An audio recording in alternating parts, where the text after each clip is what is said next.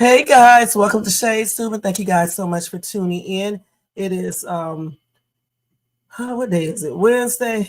Is today Wednesday, y'all? Today is Wednesday, May the 14th, 2025. And again, welcome to Shades Tube. Welcome to Shades Tube Late Night Owls Talk Time, guys. And y'all know this is day 3 of Diddy's trial recap. And we're going to talk about everything that went on in that daggone courtroom today. It's a hot ass mess. Some of the things that Cassie said. So get y'all something to eat, drink, relax in seat, bed, or whatever. If you are at work, continue to do your job. And let's go ahead and talk about this daggone trial. And then I have some more things that I want to talk about. Like a couple let a field rat basically bite their baby, and the other twin as well. And I have some updates regarding Tory Lanez, I believe, and it's concerning his case with Megan Thee Stallion. And I want to talk about I forgot the girl's name again, Tiffany, I think, Tiffany Slayton, if I'm not mistaken. I have to look at her name. So I want to talk about that too tonight. Okay, guys. So again, thank you for tuning in. Let me go ahead and do that copyright disclaimer. Under Section 107 of the Copyright Act of 1976. Let me go ahead and go to the allowances made for fair use for purposes such as criticism, comment, news reporting, teaching, scholarship, education, and research. That entire copyright disclaimer is in my description area. Part of it is scrolling across that screen, and it will be in my comment area once this video has completed. Guys, let me ask you to do me another favor. If you enjoyed this content tonight, make sure that you thumbs up. Also, if you are not subscribed to this channel, please subscribe below and hit that bell notification so you can be notified of any upcoming videos. Make sure you share and leave a comment. And thank you guys so much for showing support for this channel, watching my videos and leaving comments and liking the videos and just, being very supportive. I appreciate each and every one of you guys. All right, so over here in the chat, we got Jermaine in a place to be. He said, if you are enjoying the content, don't forget to like, share, and subscribe. Drop a comment below, and let's keep the conversation going. And donate, to the super sticker, super chat, or copy yourself a membership for $4.99, or you can do a Cash App donation at $Shades2. And thank you guys so much in advance for that. Also, welcome to everybody in the bushes and everybody who watches this in the replay. All right, so let's go ahead and get started, guys, because we don't have all night. It was something I was going to do over here. Oh, let me go ahead and change this to Diddy stuff.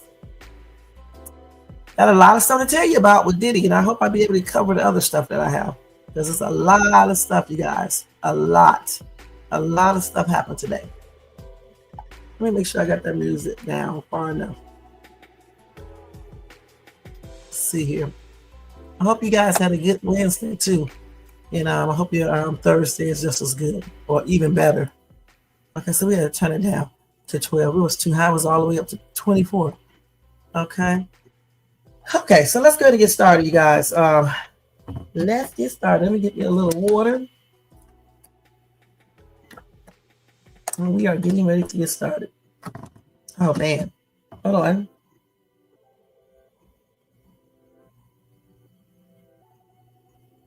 Oh man, what did I just do? Okay. So let me turn this volume down on this daggone phone. So we're going to be looking at videos too, hopefully. Let me do this down too.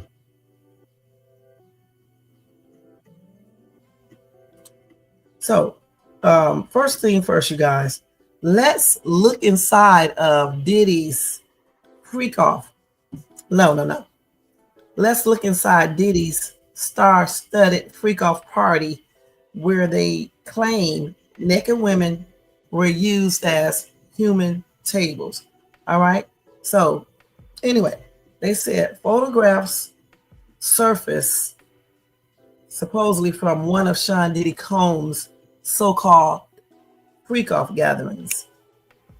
Diddy, who we know is in the midst of a 6 to 8 weeks long trial, has pleaded not guilty, and he denies all allegations. He faces 5 charges across 3 federal indictments, including ex-trafficking, conspiracy, racketeering, and transportation to engage in the P word. Now, despite denials from Diddy in his not guilty plea in court, the scandal had casted his once fabled parties, such as the Hamptons white parties, in a troubling light. Now, they said among the pictures dated back to 2004 shows Diddy dressed in all white, a white long sleeve shirt, white pants, and he was nibbling on a strawberry. Okay. A centerfold display at the gala features a bare woman laid out on the table like living artwork, adorned with grapes and blossoms. This infamous party attracted Hollywood people such as Will Smith, Owen Wilson, Diana Ross, Bruce Willis, and other A-listers, okay? Over the years, stars like Leonardo DiCaprio, Kim K have came to Diddy's notorious party. So in a recovered Vogue interview, when asked who would top his guest list for his party, Diddy instantly named Leonardo, what's his last name? DiCaprio. All right. However, they claim that Leonardo has long been disconnected from Diddy and is not implicated in this entire mess. Okay. Allegations against Diddy paint a dark picture of his freak-off parties involving hidden cameras, narcotics, ex-workers, minors, with claims that attendees were administered IV fluids to help them recuperate after the days-long escapades, okay? Now, the New York Post reports a police source disclosed the level of surveillance at the parties, noting he also was able to watch the action remotely on his phone, cast it onto a TV in another part of the house, and adding that while he wasn't always physically present in the room with the activities, he didn't have to be in the room when the X was happening, although he was, at times. Now, reflecting on her experience at some of Diddy's infamous gatherings, Kendra Wilson, Hugh Hefner's ex-girlfriend, confessed, I never saw anything really bad happening around me. So I'm not saying that something bad did not happen. I am saying that, nothing bad ever happened to me. That's what Kendra said. So they said while Sean Combs pled not guilty and denied all allegations against him, he is now at the mercy of the jury as the trial begins. Okay, let's see here. So they say as the weeks stretch on, Diddy will be transported from his cell to the courthouse every day to sit in front of jurors, a packed gallery and witnesses to the case. Diddy is being tried at Daniel Patrick Moynihan, I don't know how you pronounce this, Moynihan Courthouse, with Judge Aaron Submaranian presiding over the proceedings. So I guess this is one of the pictures right here.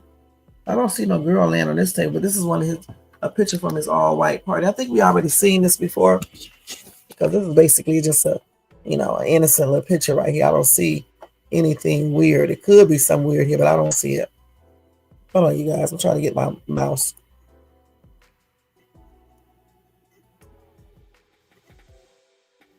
But yeah, I don't see anything weird in this one.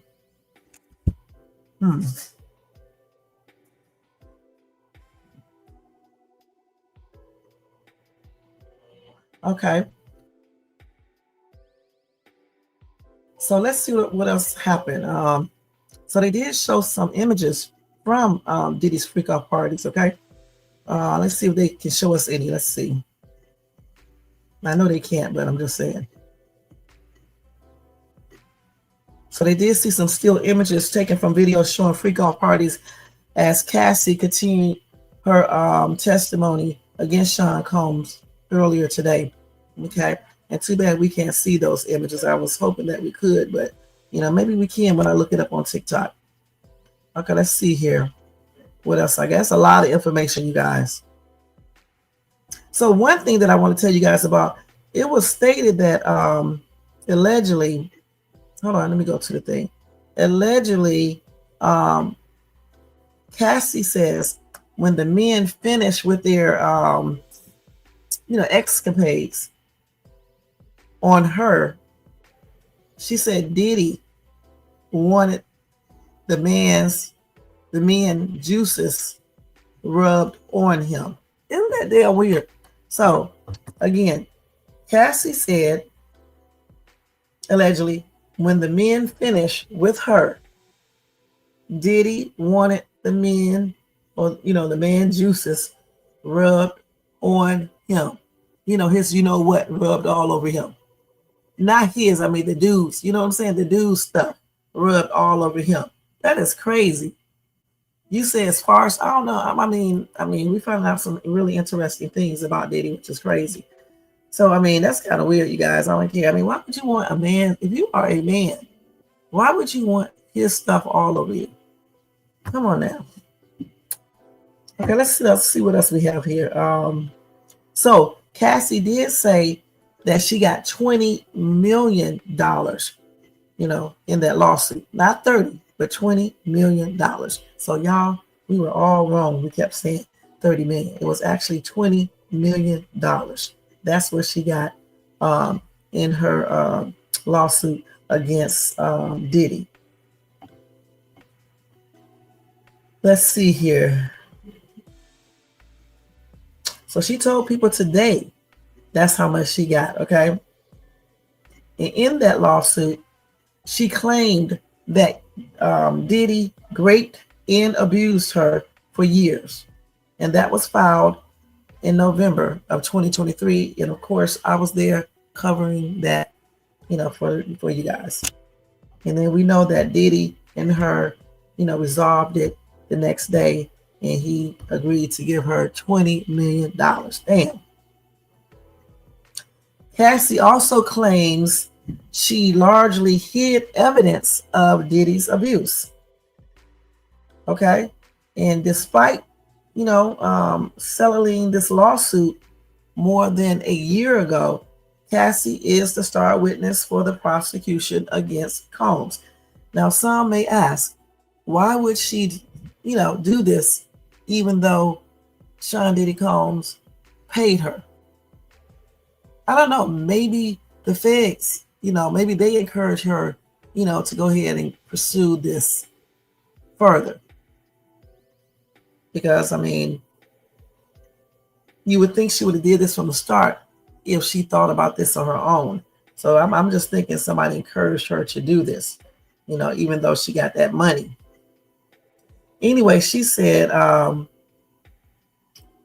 see. So when they asked her earlier today why she is testifying against Sean Combs, Cassie said she can no longer carry the shame of the abuse she claimed she suffered. Okay? So that's what she said. She said, I can't carry the shame, the guilt. That's what she said on Wednesday. Now, attorneys for Combs argued in court on Wednesday that testimony surrounding allegations of abuse by Combs was too vague. That led Cassie to describe, several incidents involving Combs, including claims that he lunged at her with a corkscrew and kicked her in the back after she had started dating rapper Kid Cudi during a low point in their relationship. But the thing is, why are you dating somebody else if you guys are still in a relationship? But I guess maybe she was dating someone else because he was dating other people. I don't know. Anyway, Cassie testified that Combs first assaulted her in 2007, although she told jurors that she lied to her mother by saying that Combs first hit her in 2011. Let's see here.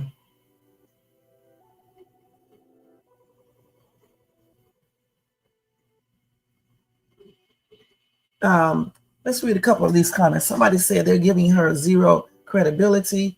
Rochelle said amen to that.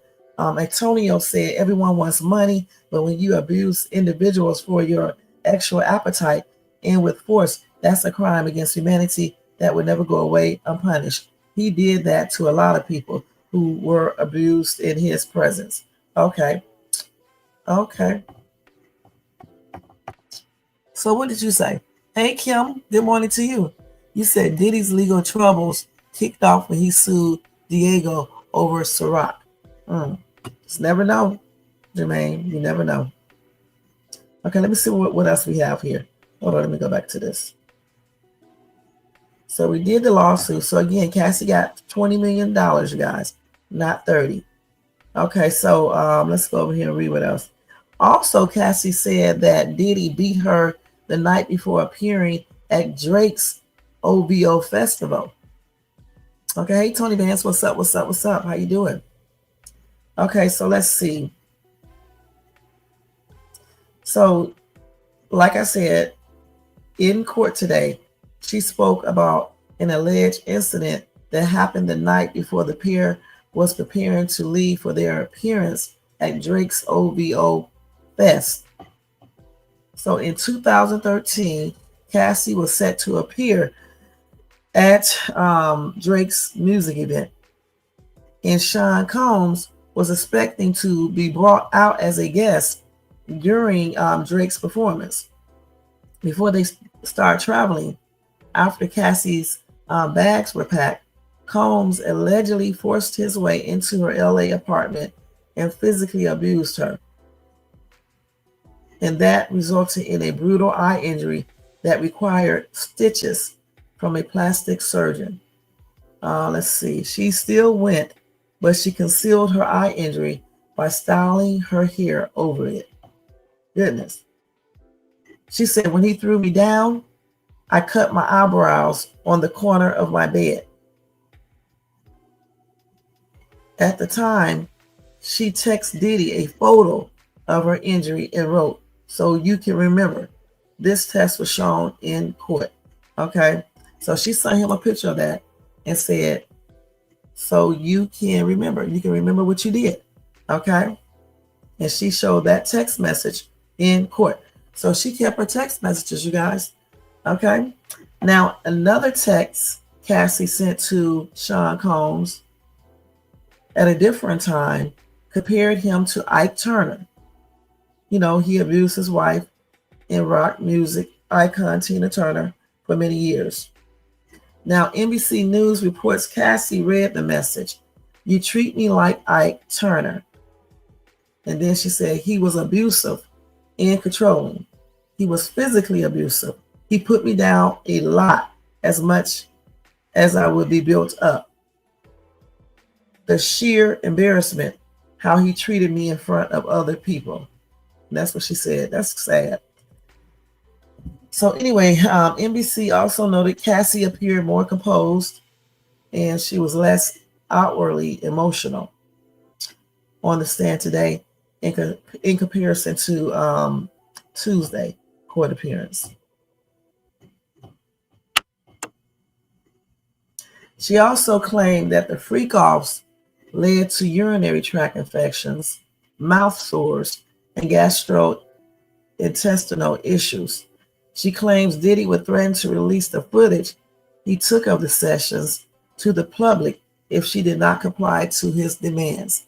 So she got mouth sores. Yuck. She said he played them for me on one of his laptops. He said he would release them. When asked how that made her feel, she replied, trapped. All right. That's tripped out, you guys. Okay, let's go ahead and see what else we got.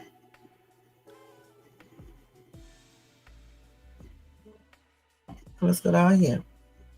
Hold on, you guys. Let me get the next story. It's so many. Okay, let's see what else happened here. We'll get that one late. Okay, let's see. I think we already talked about that one. No, we didn't talk about this one. So she also claims that she went to a premiere of The Perfect Match with bruises in a black eye. So this must be it right here. It couldn't be because I don't see any, unless she hit it with makeup. So she probably hit it with makeup once again. I think this is the premiere right here, I think. Hold on, y'all. I got to get the mouse.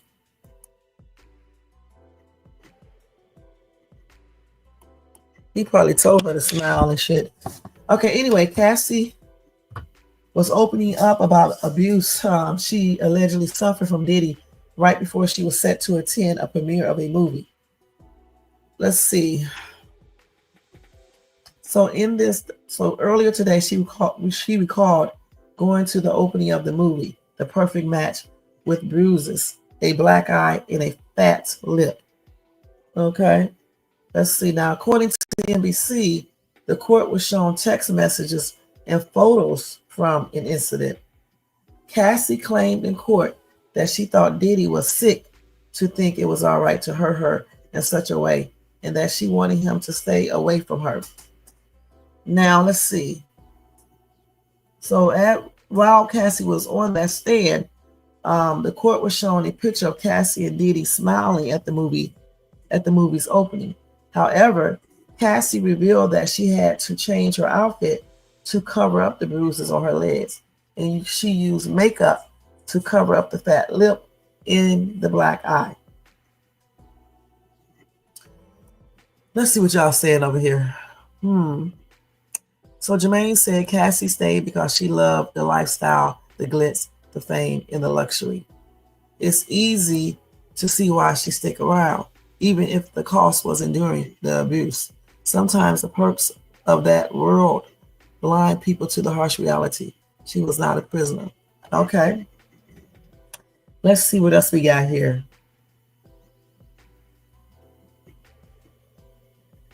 So Cassie has made several revelations while she has been on the stand during Diddy's trial, including the freak-offs putting a hold on her music career.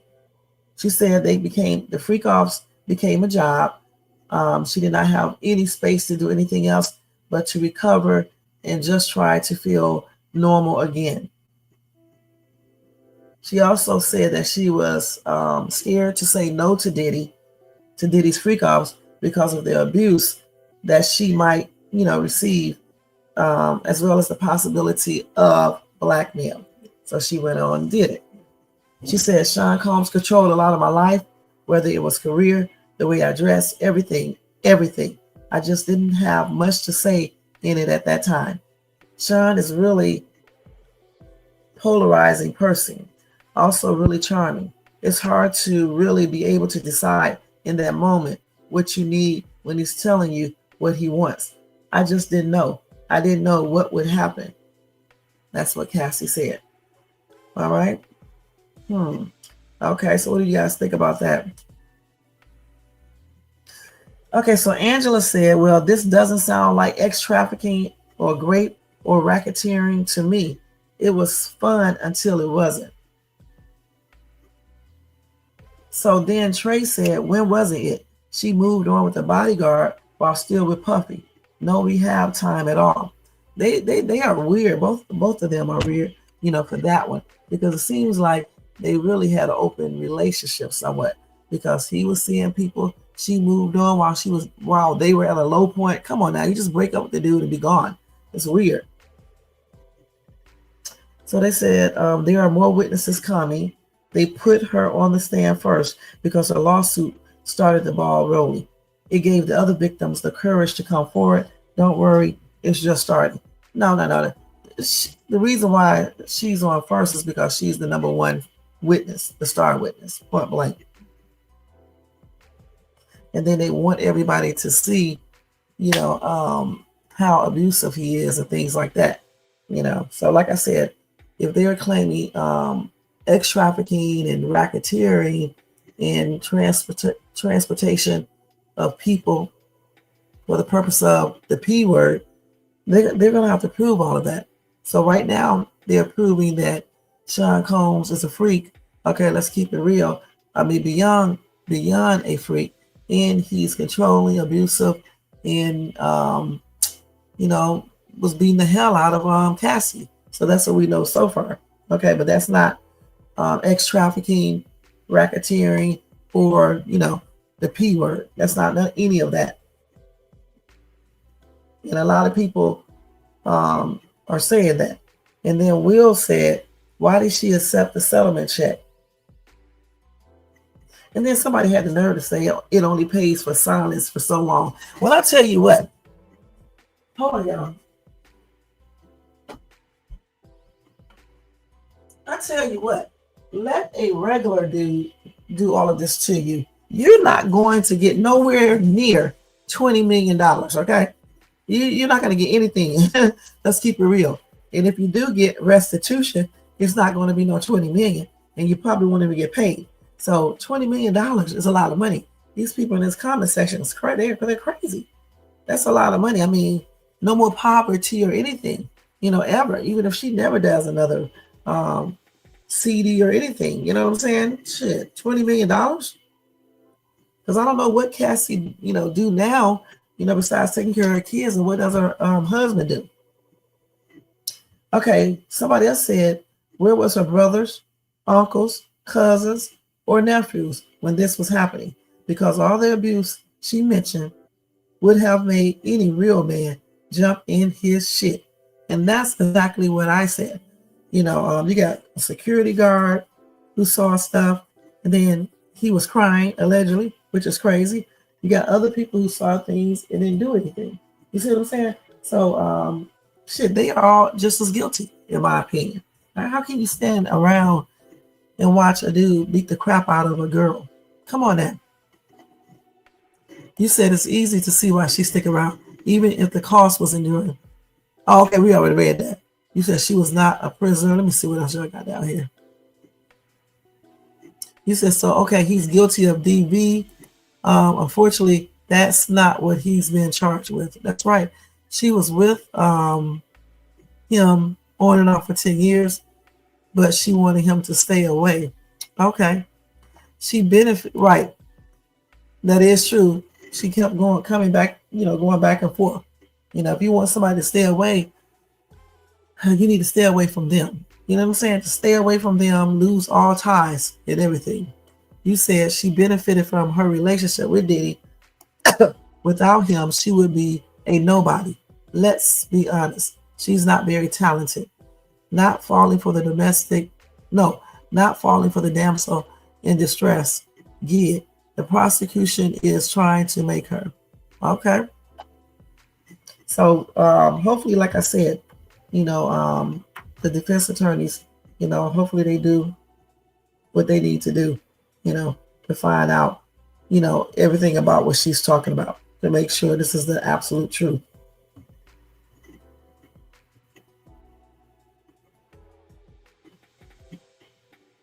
Somebody said this is more information than we need about Diddy, but more useful to people who might have considered being with Cassie, including her husband.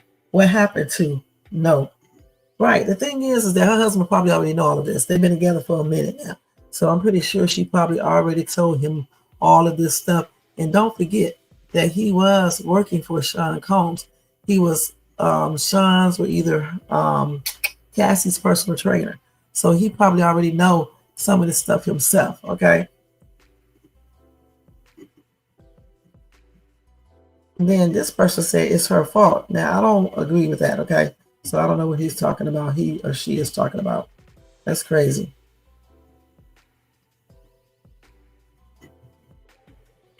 Okay, let's see what else we got here.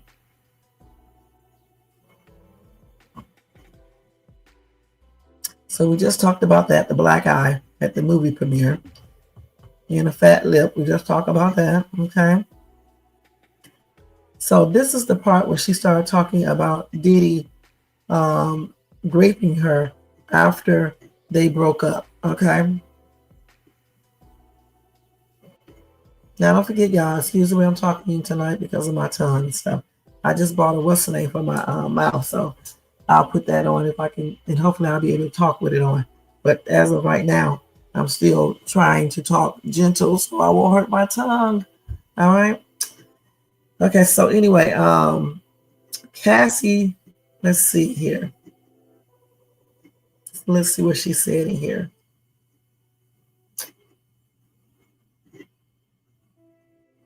Hold on, let me get it, y'all. Hold on, I gotta look at this.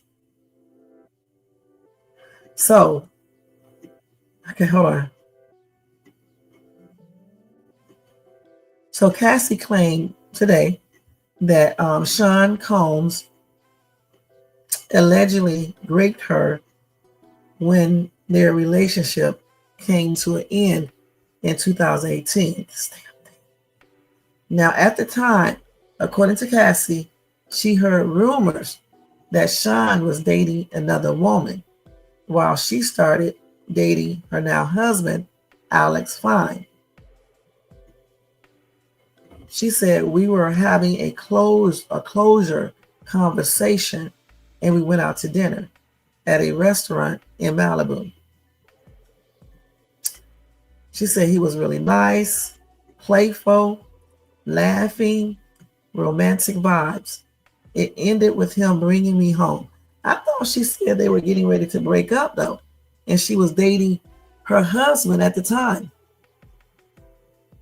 So she had a conversation with him at a restaurant in Malibu, probably Nobu or something like that. Okay. And he was acting nice and everything. And she ended up going home with him. Anyway, Cassie said the mood shifted as soon as she entered her apartment. Okay. He ended up bringing her home. That's what she said. Okay. She said, I went inside. He came in and raped me on the living room floor. She said, I remember crying and saying, no, it was fast. His eyes were black. He wasn't himself. The thing about it, though, okay, you're having a meeting, a conversation, a closure conversation. For what? For what? You could have had that over the phone. There's no way I would be able to trust this dude if he did all of these other things that she indicated. Why would I want to meet him in person for a closure conversation? We can have that over the phone. We can do, then you could do, what is that called? Skype. Back then, you could have did so many different type of things. You know what I'm saying? Facebook, whatever. Okay, you don't have to go and physically meet this person, especially when he was already being allegedly, when he was already being abusive to her before. Come on now. Okay, and then you let him take you home. You should have known, because she did say he raped her before, right? So anyway, like I said, as soon as she entered her apartment, she said the mood changed. She said she went inside, he came in and raped her on the living room floor. And then she said she started crying and she said no. She said it was fast. His eyes were black. He wasn't himself. Now, Cassie first went public with her rape allegations in November 2023, accusing Combs of physical and sexual abuse throughout their relationship in a lawsuit. Okay.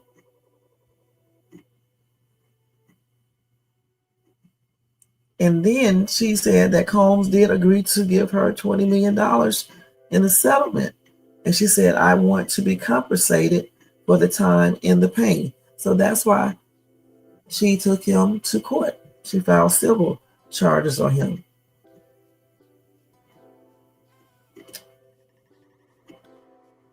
So, hold on.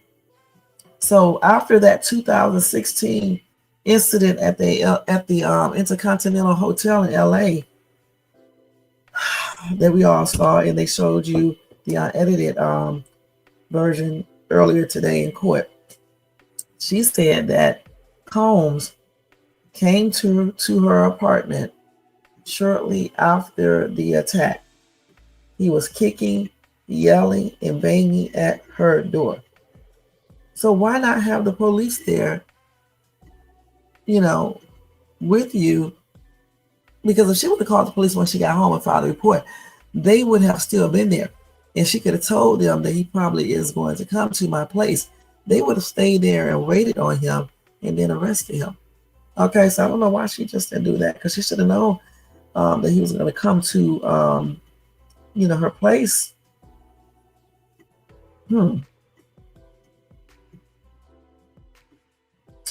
It's crazy, man. Okay, let's see. Let's see what else you got here.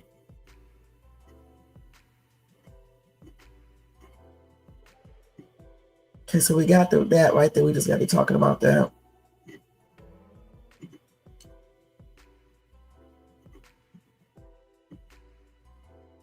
So hold on. Let me read this part right here. So Combs' attorneys have maintained that he did not engage in non-consensual acts, and that those who have accused him of X crimes consented to whatever extra activities they participated in. Cassie testified that she had consensual acts with Combs on one other occasion after the assault. Now, why would you do that? If he raped you, why would you have sex with him after that? Because you consented to it. Now, they did ask her, why did she choose to have sex with Combs again? She said, you don't just turn feelings off that way. I still had a good vision of who he was as a person. Listen, everything is thrown out the window if you rape, someone. That's crazy. Okay, anyway, Cassie also said that she broke up with Kid Cudi after Sean Diddy Combs' threat. Okay.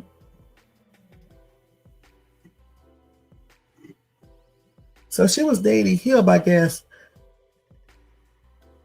Usually young, in about, I guess around 2011 or somewhere around that time. But she did break up with him, I guess, toward the end of 2011. And then she claimed that Diddy told her that he would blow up the dude's car. Okay.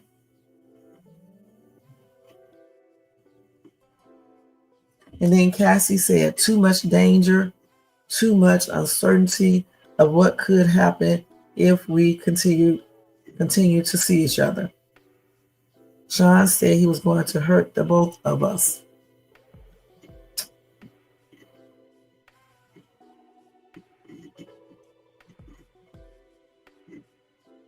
Okay, let's see what else. So we already went over this right here.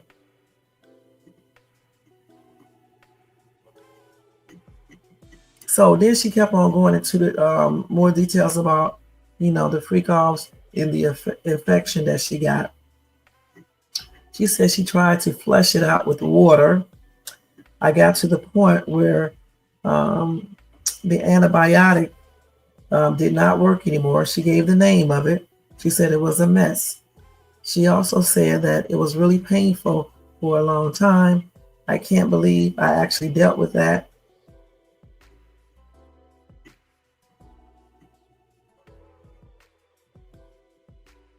And then she went on to tell everybody about the sores that she had on her tongue. All right. And then he wrote, I am sorry. And this was in text messages, okay? So in that text message, she sent him a message saying that she had sores on her tongue. And then Allegedly, Sean Diddy Combs said, "I'm sorry." Damn. Source from what? So she said that she could not leave him during the hotel attack. Okay, you guys.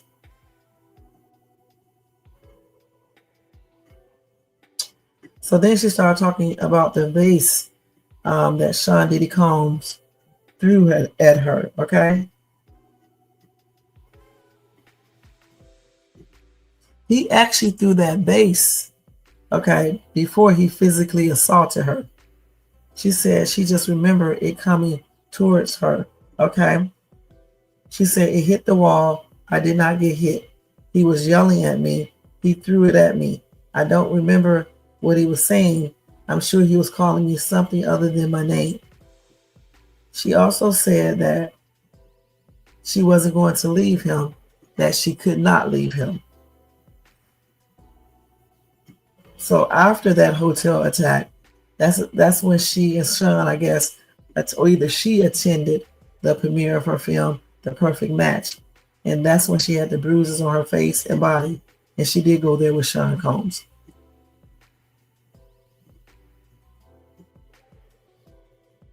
So actually, this is the one, The Perfect Match right here. I think I saw that movie. So she did. She had this long dress. But damn, she had on some good makeup because I promise you, it does not look like she has anything on her face. Let me screenshot this and see. Because I know makeup, you can cover stuff, but damn, you can still see certain things even with the makeup on if you have been abused. Hold on, let me see. This damn phone freezing out. Let me see. Let's see. Oh my gosh, man. This damn phone be acting crazy, y'all, because I got too much stuff on it. I have to delete some of this stuff. We're going to look at this up close. She damn sure got on some good ass makeup because you really can't see anything on her face. She said she had a black eye, a bruised lip. I don't see anything really. I'm just going to be perfectly honest. Let me see. You don't see anything on her face. Her lip could be a little bruised right there. I'm not sure. But no black eye, no nothing. She did a good job concealing because you don't see anything. Maybe the lip. Maybe.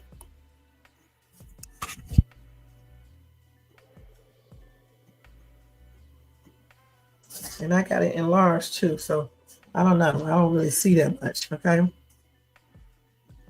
At all. Okay, let me take this picture off. Okay, let's see what else we got here, you guys. What did I do with that? I think the damn story. Hold on, y'all. Let me go back to the story. I got off of it. So yeah, she claimed that she had a bruised lip and everything. I really didn't see anything there. You know, because like I said, even when you have on makeup, you know, certain things still show at times. Let me close that out and do this. What do you think, Jermaine? Yeah, closure. Shit. Closure with the dude that's beating your ass. I wouldn't need no closure. I would just basically, if I did, I would basically call him up over the phone. We can have closure like that. You know what I'm saying? All that meeting together and shit. He sound sweet and looking sweet. You know, she should know. Back then, she should have known that that was just, you know, something that he did. A lot of men do that, you know, after they get through fighting their wife or girlfriend or whatever. And then the next 2 days, they super sweet, buying gifts and all types of shit. And then a couple of days after that, they start back again. She should have known that, especially since they were in a relationship so long and it happened so many times before, period. So then let's move on to where she said that, talked about Kid Cudi. Let me see if she said anything different right here because we just heard the little stuff she said. Let's see if she said anything different. Yeah. Let's see what else. So anyway, like they said, Cudi was first mentioned in Cassie's, blank shell 2023 civil lawsuit against Combs. Now, Cassie talked about that alleged incident in which Combs threatened to blow up the rapper's car. And he was threatening that because he was mad that, allegedly, that Cassie and Kid Cudi were in a relationship, okay? So anyway, she said she started seeing him in 2011 after their professional relationship turned romantic. She did not disclose the relationship to Combs at that time.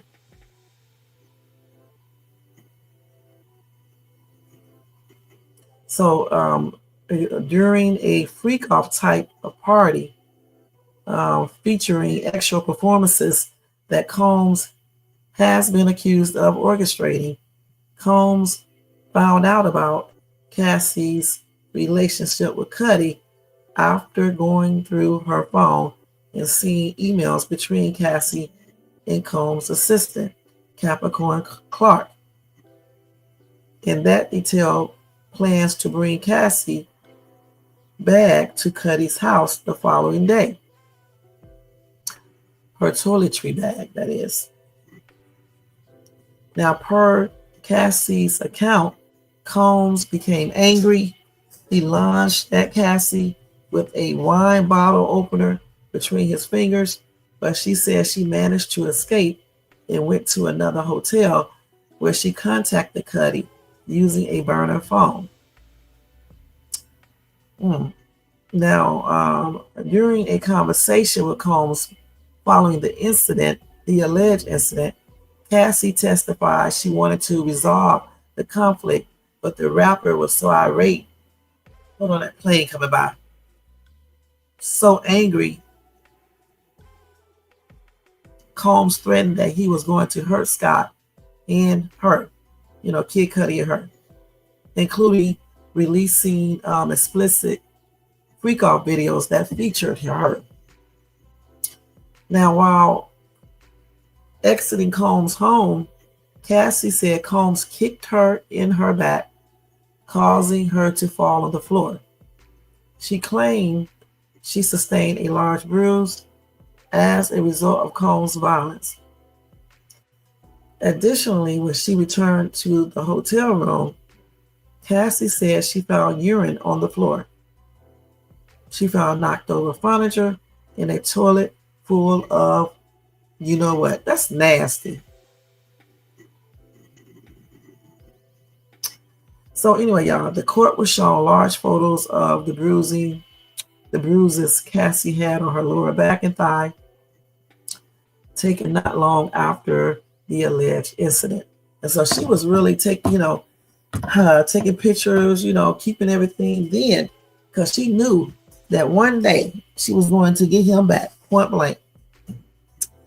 That was smart. Take pictures of everything. Okay, let's see what else here.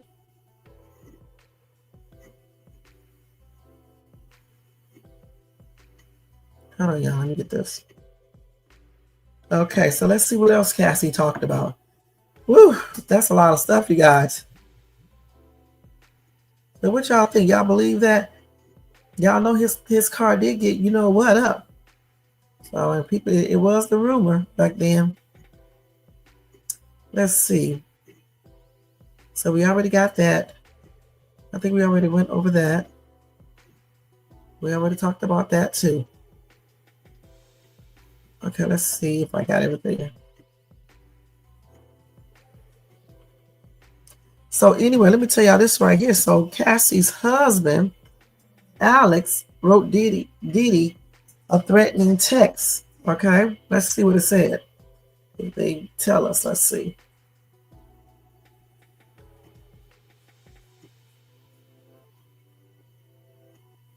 So anyway, let's see. They said that he wrote angry texts to Sean Diddy Combs, according to Combs' defense attorney, okay?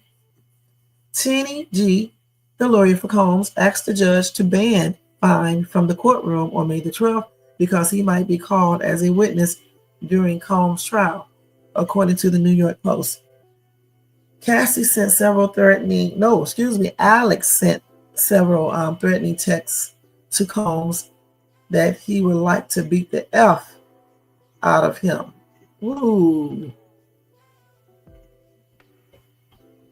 Now, they said there's 3 areas of possible testimony that we might have to call him on our direct case.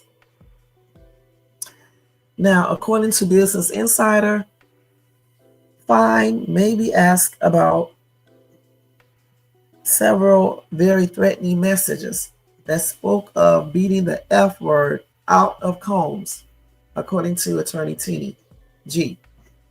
Now, the judge decided to allow Alex to remain in the courtroom for all the testimony, except that relating to his wife's rape accusations against Sean Combs.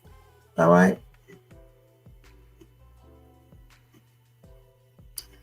As we already know, Alex Fine is a gym trainer and former college football player who rides bulls. Has 2 kids with Cassie, whom he married in 2019. They also have another child on the way. All right, let's see. So Alex wrote this on his Instagram page. He said, men who hit women aren't men. Men who enable it and protect those people aren't men. Okay, he said, our daughters, sisters, mothers, and wives should feel protected in love. Men who hurt women hate women. And then he said, to all of the survivors, find the men and women who help in love. Okay, so let's read y'all comments over here. You said, I almost feel like she's trying to help Diddy win this case. Sores from oral encounters.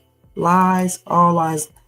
All I started thinking about is the H word when she said sores in the mouth. I'm going to be perfectly honest. I mean, how did you get sores unless because he was doing it so much, start, taking the skin off her, I don't know, y'all shit. I don't know how you would get sores from doing that, okay? I just don't. You said, don't get me wrong. I hate this happened to her. Nobody and no woman should have to endure domestic violence. You said Diddy is a monster if any of this is true. However, I don't see a RICO. I see a dysfunctional, violent relationship. Right, that's what I see too.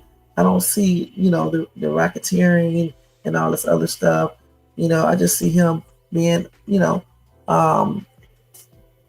do you call it? Just violent, toward her, participating in DV. That's what I see. A very abusive man and a true freakazoid. That's what I see. Just weird. You said nothing surprised me with this because this has been going on when Wendy Williams got fired for talking about it. Like I said last night, we never know what a woman is going through, why she allowed it. She said she was in love with him, so that's why she said she could not leave. The same thing was with Bill Cosby that came up when he was with I Spy. Since you didn't stay in Atlanta, you should know about who. Wook, I worked for them from 1970 to 1977. We heard a lot. I used to stay in Atlanta, but I stayed in Atlanta from 1992 until 2000. Let me think. Until 2008. So I was there quite a long time. Okay, let's see what else we got here. So he threatened, as he should have, if Sean Diddy Combs was doing all these things to Cassie. I mean, this does not surprise me. Okay, so let's see if she said anything else about these freak offs. Oh, let me tell y'all this part right here. I forgot this one. She said that Sean Diddy Combs allegedly beat her so bad it made a security guard cry. Okay, so he cried instead of defending her.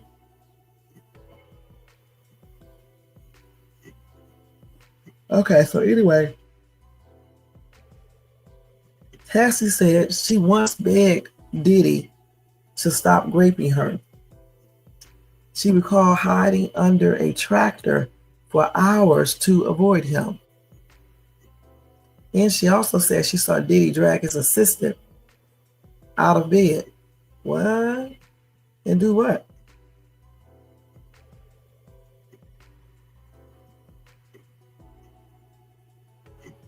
Hold on, let's see what else they said here.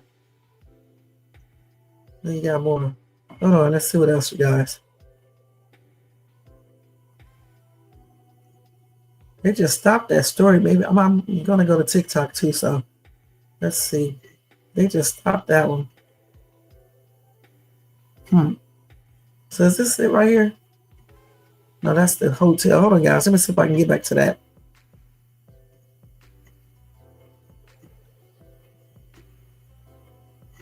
So wait a minute, let me go back to that hotel too. So they got more information on that. So they said that Cassie said that Sean Combs kept texting her after she left that LA hotel, following the attack that he did that we saw the video of. She said he claimed police were about to arrest him. And when she refused to accept his phone calls, Combs told her that if she didn't pick up the phone, she would never hear my voice again. Okay. So I guess that's the reason why she picked up the phone, because I guess he meant that he was never going to talk to her again. I'm trying to be nice. So then she said 2 days after that, Combs beat and kicked Cassie at a LA hotel. Okay, wait a minute. So he did it at another one? Because here it says Combs kept texting. Hold on, let me see if this is a different hotel. It's because here they said, hold on. They said jurors were shown photos of Cassie and Combs at a movie premiere shortly after the March 2016 attack. Cassie described bruises on her body and said she wore dark glasses to cover her black eye. She said Combs kept texting Cassie after she left the LA hotel following the attack. She said he claimed police were about to arrest him, and when she refused to accept his phone calls, Combs told her that if she didn't pick up the phone, she would never hear my voice again. Then they say 2 days after Combs beat and kicked Cassie at the LA hold on, I see what they did right here. So anyway, she said 2 days after Combs beat and kicked Cassie at a LA hotel, they were photographed attending the premiere of the film The Perfect Match. And so that's when Cassie said she used makeup to cover her bruises and sneaked into a popcorn closet at the movie theater to switch dresses for an after party so bruises on her legs would not be visible.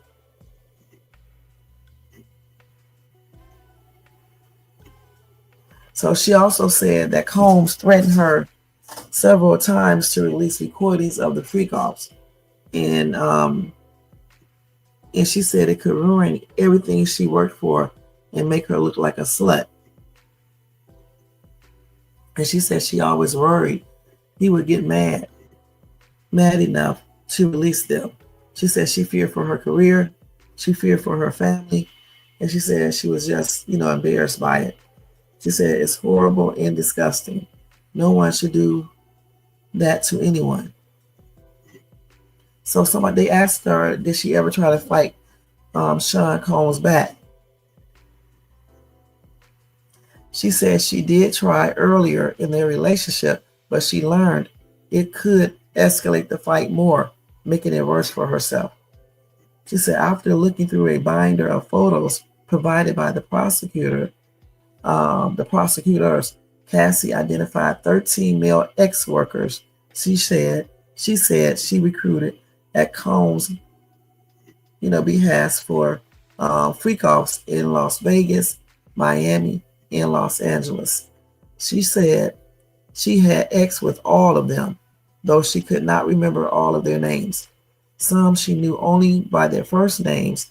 Some were flown in for the occasion. Okay, on Tuesday, Cassie had identified a half dozen other escorts. One of them, she said, was advertised as the Punisher.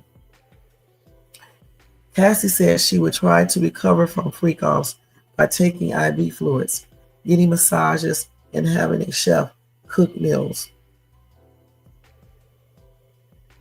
And then she said she developed an, a DRUG addiction from using them after the freak-offs as a coping mechanism. She said it made her feel numb. That is why she relied on them so heavily. Okay. So the reason why she said she got those UTIs, urinary tract infections, is because of all those many external encounters, okay? And after those freak-offs, she said she felt emotionally just really empty and she felt gross.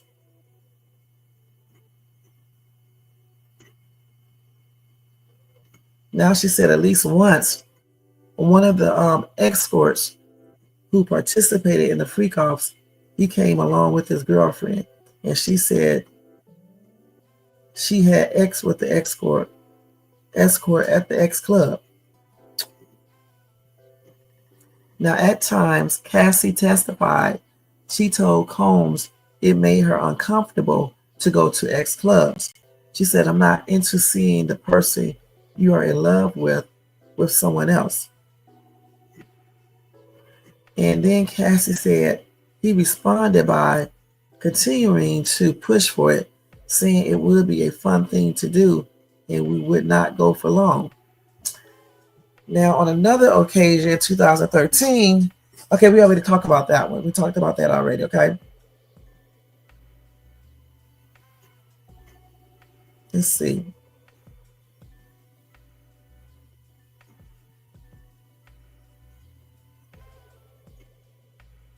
So then back in 2013 at the Cannes Film Festival, Cassie beamed as she posed for photographers.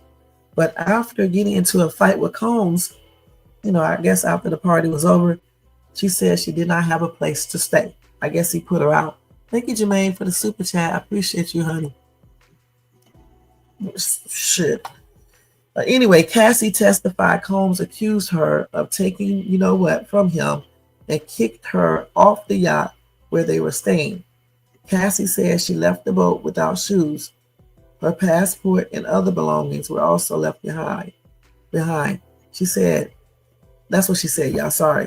Cassie said she ended up crashing at a hotel where Combs' employees were staying. After their trip to the Cannes Film Festival in 2013, Combs began playing a recording of a freak-off on his laptop computer as he and Cassie sat together on a commercial flight to New York. Cassie said Combs told her he was going to embarrass her and release them.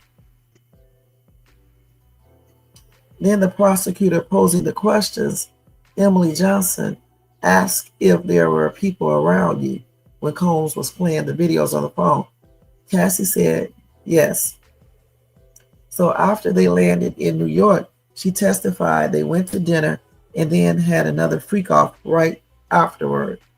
Cassie once told Combs, you treat me like Ike, referencing Tina, Ike and Tina Turner. And we already talked about that.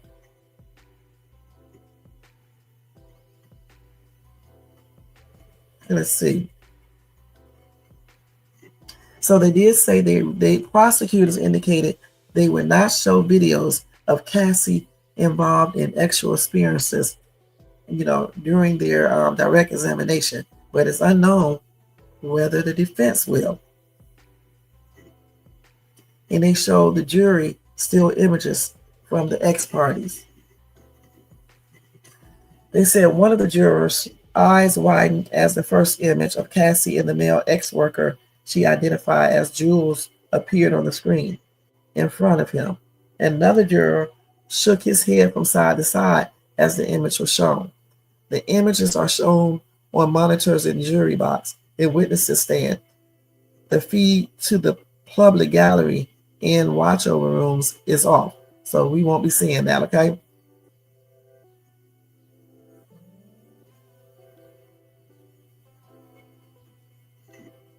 So the first fight they had was back in 2007 when Combs allegedly, I guess, beat her. Cassie said she was at dinner with Sean and his friends, right, and some friends, when she saw Combs flirting with somebody.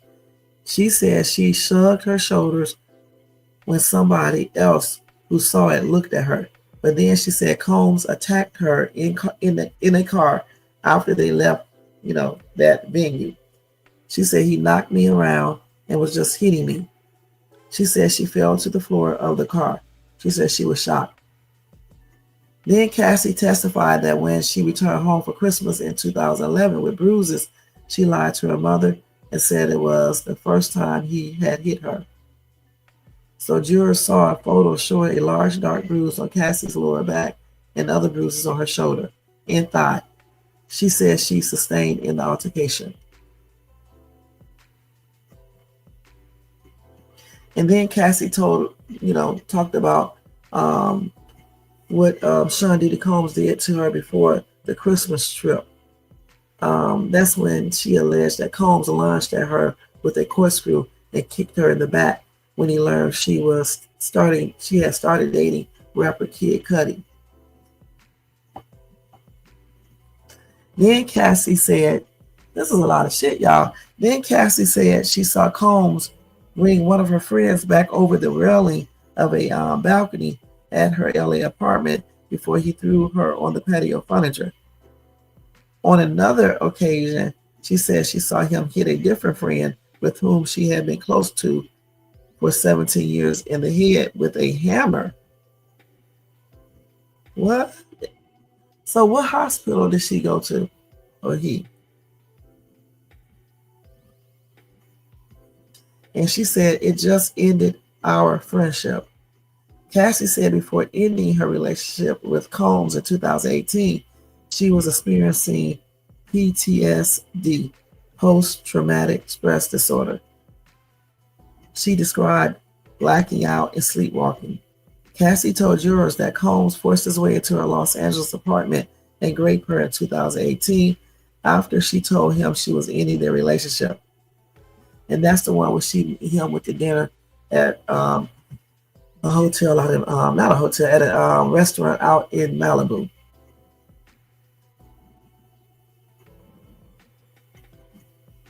So she still got back together with him after that, okay?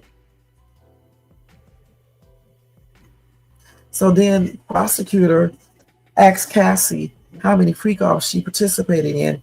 She said it's impossible to know. Hundreds. Damn.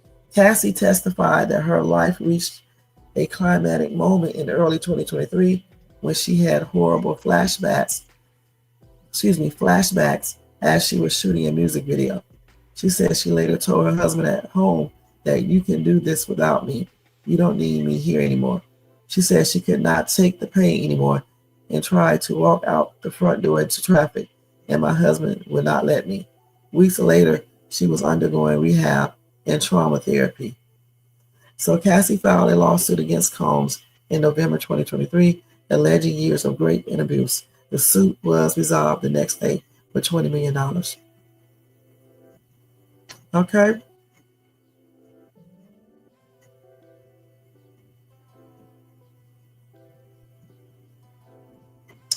So damn, this is a lot of stuff, guys.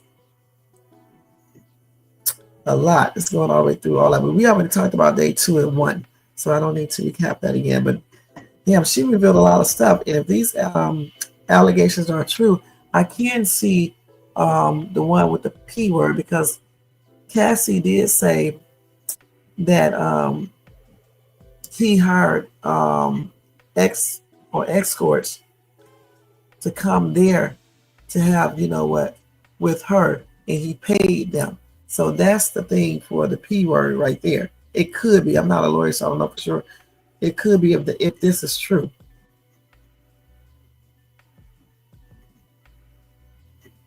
This is crazy. But yeah, that one right there ran down every single thing, so I think I did cover every single thing that happened today. And hopefully I didn't miss anything. Okay, hold on. Let's see here.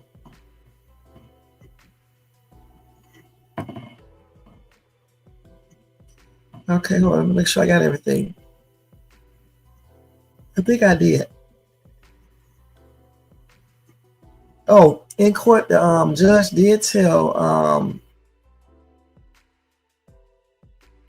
well, no, Diddy's trial. Yeah, the judge did tell prosecutors to move on from their flood of baby oil questions because I guess they were, asking a lot of questions and things like that. And then, like I told you guys before, they did release the unedited version of that video. It just goes a little bit more in depth. I hope you guys already saw it. I'm not going to show it over here, but you can check it out on YouTube or TikTok. Okay.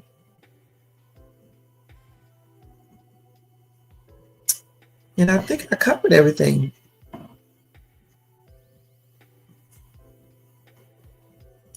So on yesterday, they actually objected. Tuesday, the defense attorneys, Diddy's lawyers, objected after prosecutors asked Cassie about baby oil 20 times. Okay.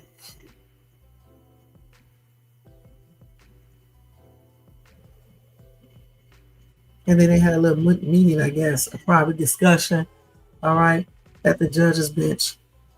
And they did tell us what they were talking about. So a prosecutor at one point told the judge, I will not ask any more oil questions. This is so crazy. Okay.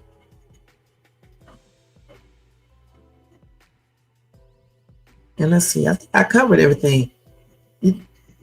I think I got everything. The only thing I didn't show you guys is this hotel unedited video. I do know this when Cassie had left out the hotel room, right? Sean Diddy Combs, that's when he was seen sitting in that chair. He threw that vase at her. And that's when he physically assaulted her afterwards. When they initially showed that video, they showed it like he did all of that afterwards. He did that before, where he was sitting in that chair and he threw that vase at Cassie, but it missed. Okay. And then in that unedited video, we got a chance to see the security guard, aka the police, okay, confront Diddy at the hotel. And that's the one who is going to be, I think he talked already. He was already up there on the stand. And he said that's Detective Flores. Anyway, or Police Officer Flores. He testified that Diddy tried to bribe him, but he said he turned it down. That's him. Okay. And that's a big dude. This is him back then. He probably could have taken Diddy on. I'm just playing.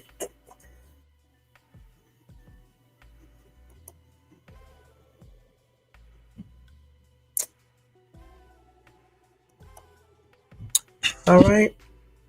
All right, y'all got any questions about this? That was a lot of information. And thanks again to Jermaine for that super sticker. Okay. Thank you so much. Okay. I think that's it, y'all. I think I covered everything. What do you guys got to say about this? All this stuff. And I can't wait. I think tomorrow is her last day of testifying. I cannot wait to hear what else she's going to tell us. And when the defense do their cross-examination tomorrow, they may show those videos. Okay, we won't see it because everything is off for the public. Okay, so we won't see it, but I'm pretty sure we're gonna hear some things that happen. All right, so let's see here. So I got information from TMZ. What else? Newsbreak, NBC, I think. In Touch Weekly. They're just different sources like that, all right? Okay. So let me give you guys this number real quick. I have to find it. Because, man, it was up here before, then it just disappeared. Hold on. I don't know what that stuff is.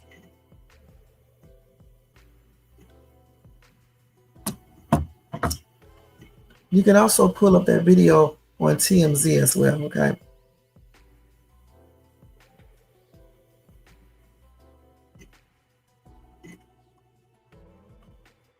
And they also break down exactly what happened as well.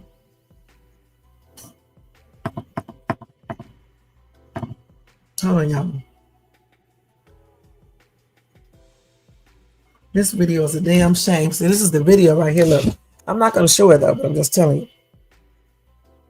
Just showing you some steel shots like they did in court. At least one. If I can ever get this mouse thing. He was dragging the shit out of her right there, okay? She got up and walked too. Okay, she's in that video, it looks like he was also you know, arguing back at him and things like that. He walked away from her many times too. And she just, she stood there. She was like on the corner at times too. I don't know what she was doing. At one point, she was putting on something on her lips, probably lip gloss or something. I don't know. But honestly, that entire fight right there was a hot ass mess, and Diddy should be ashamed of himself for real. I don't know what happened, to make this situation happen that day. I don't know. But the thing is that it's unacceptable. Let's keep it real. But with that being said, though, I still don't see some of the charges that they're claiming. You know what I'm saying? Like I said, the P word, transporting people to engage in the P thing, money getting paid and all that. Cassie did say something about that when she said that he would call up escorts from other places, other cities and states, and have them come out to have sex with her, and he would pay them. So that may be, something right there. I'm not sure. I am not sure.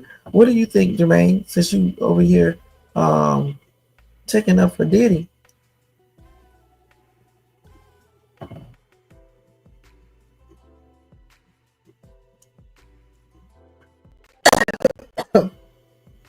What do you think, Jermaine? Jermaine probably sleep and shit. So let me read y'all stuff. Okay, let's see what y'all said.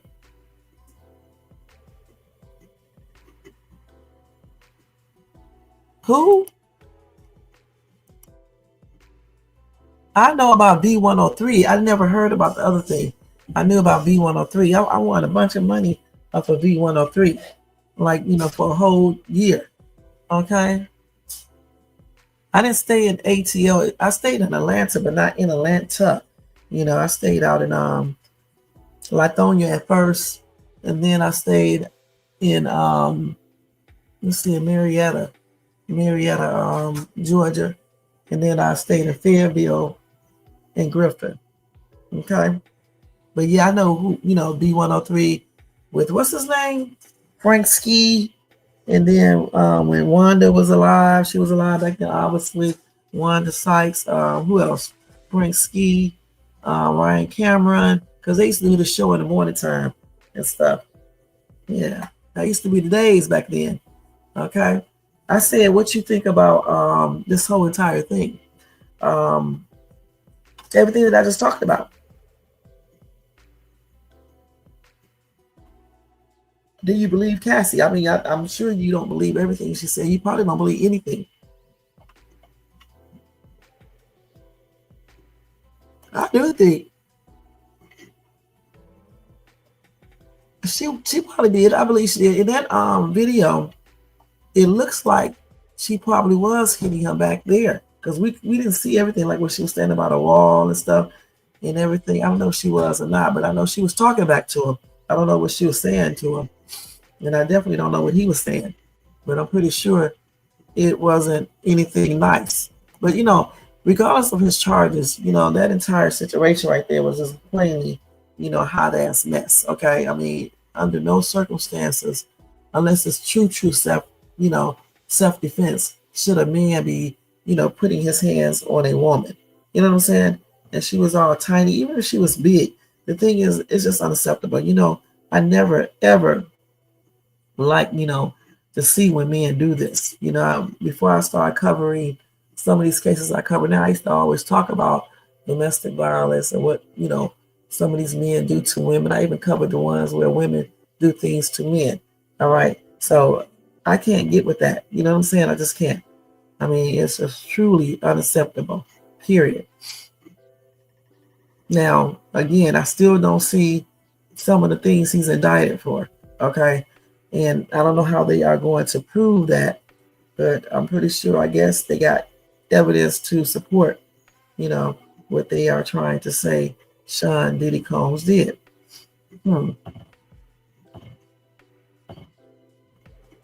Let's see here.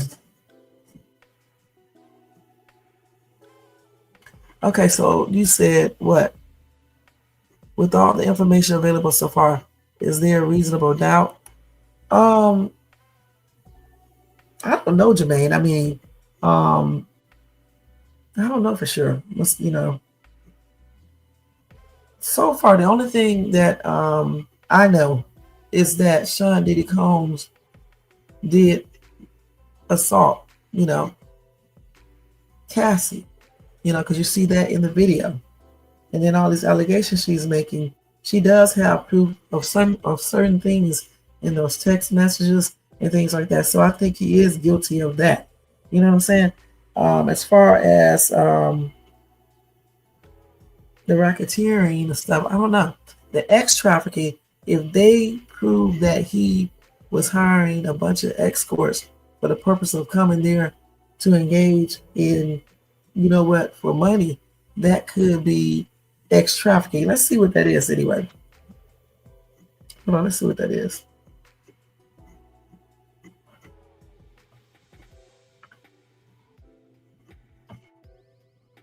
Hold on, y'all. Let's see. Let's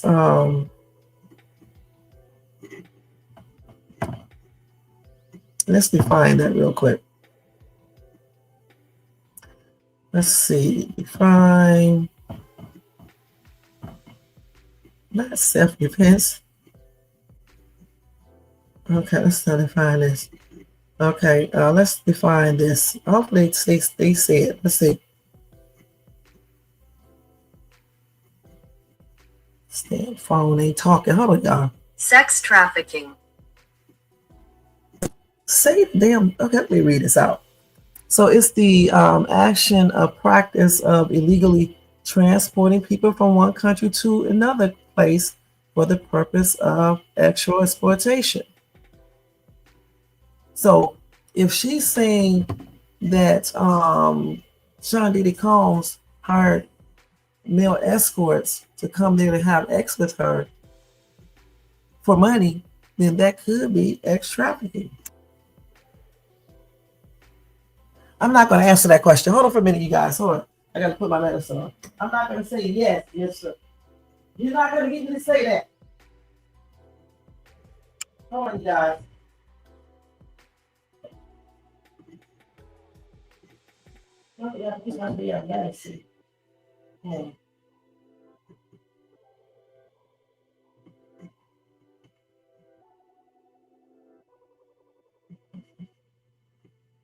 Hold on, y'all.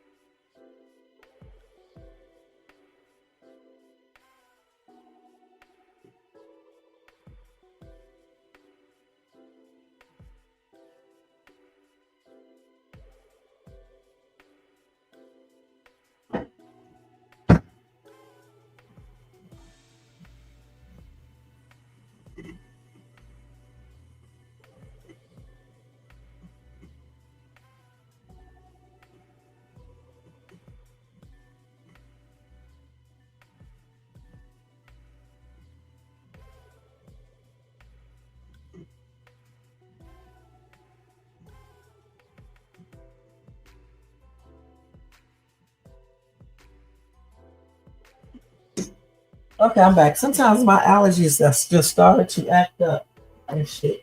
Just I guess I don't know if we have any pollen out there. It's just that my allergies start acting up at certain times. Sometimes I'll be doing really good, and all of a sudden, these damn allergies start acting up, and then I have to put on medicine and take medicine and shit. It's a trip. So you said escort services are illegal in the United States under specific conditions, but the boundaries are okay. You know, looked it up, huh? Let me look that up myself. So what state were they in? They in when this happened? In New York. So let's see if it's legal. But no. Escort services if you're not having X. Okay. Let me look this up, Jermaine, because you be saying stuff. Because you know I'm getting ready to look this up.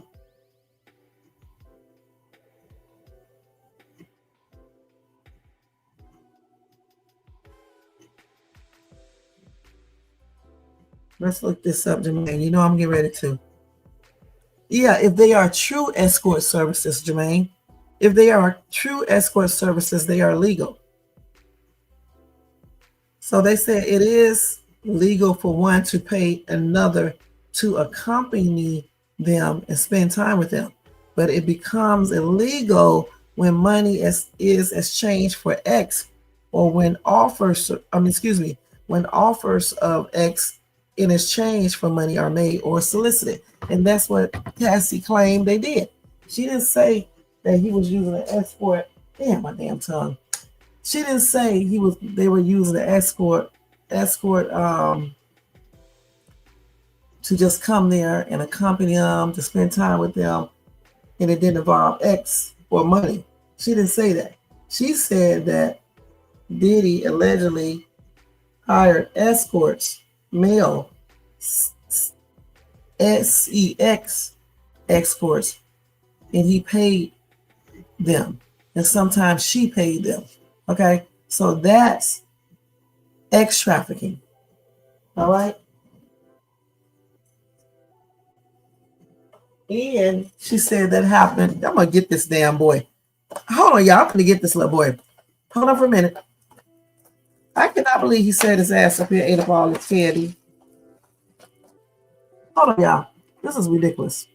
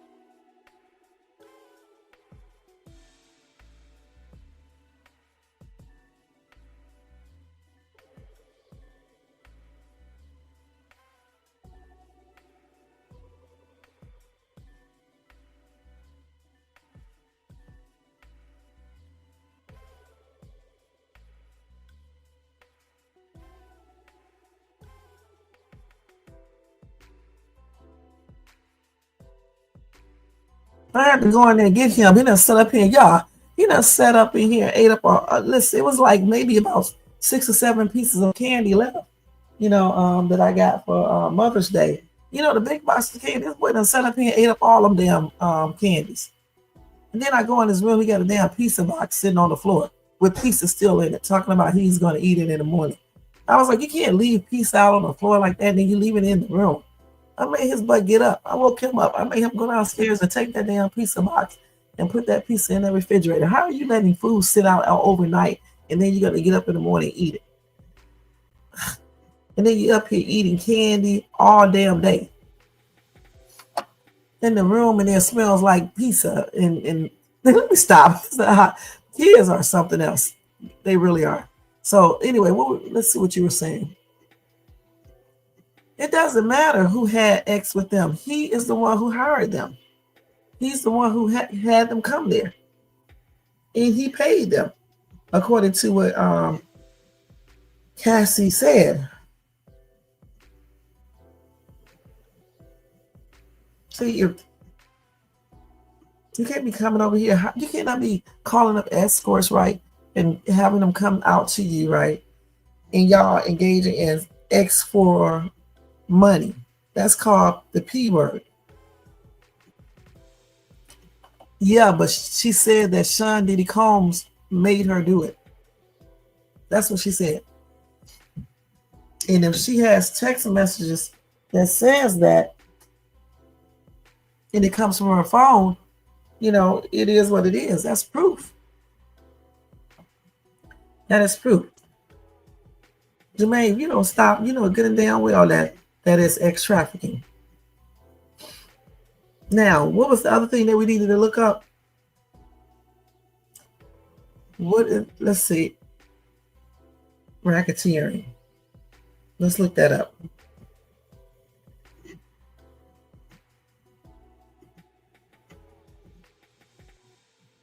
I don't know about this though. Let's see. Racketeering in general refers to a scheme or operation designed to illegally obtain a profit or other benefit through coercion, fraud, extortion, or other unlawful means.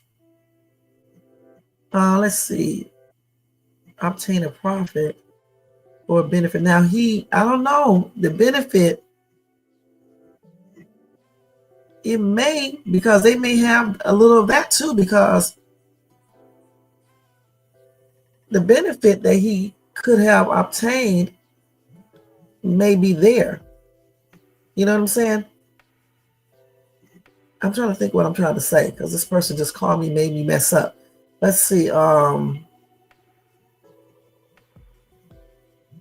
They say, or obtain a profit or other benefit through coercion, because she did say he coerced her into doing certain things, and the benefit would be to see her engage in actual, with other people, so he can JACK off. Okay, I'm not a lawyer, I'm just guessing. So I'm thinking that, that little part may be there. I don't know for sure though. Let's see what you guys have said. Yeah, she did, but she did it because he told her to. Remember, he was allegedly he was coercing her in threatening her, in forcing her to do these things. It ain't no damn bingo, okay? Because she said that he was forcing her to do all of these things.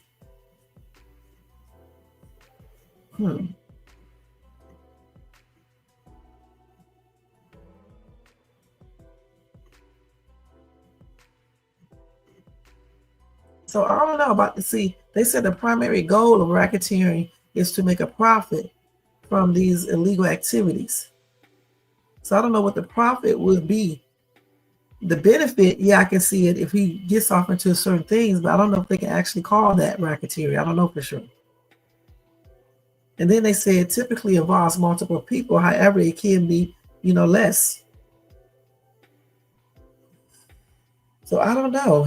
This is a trip.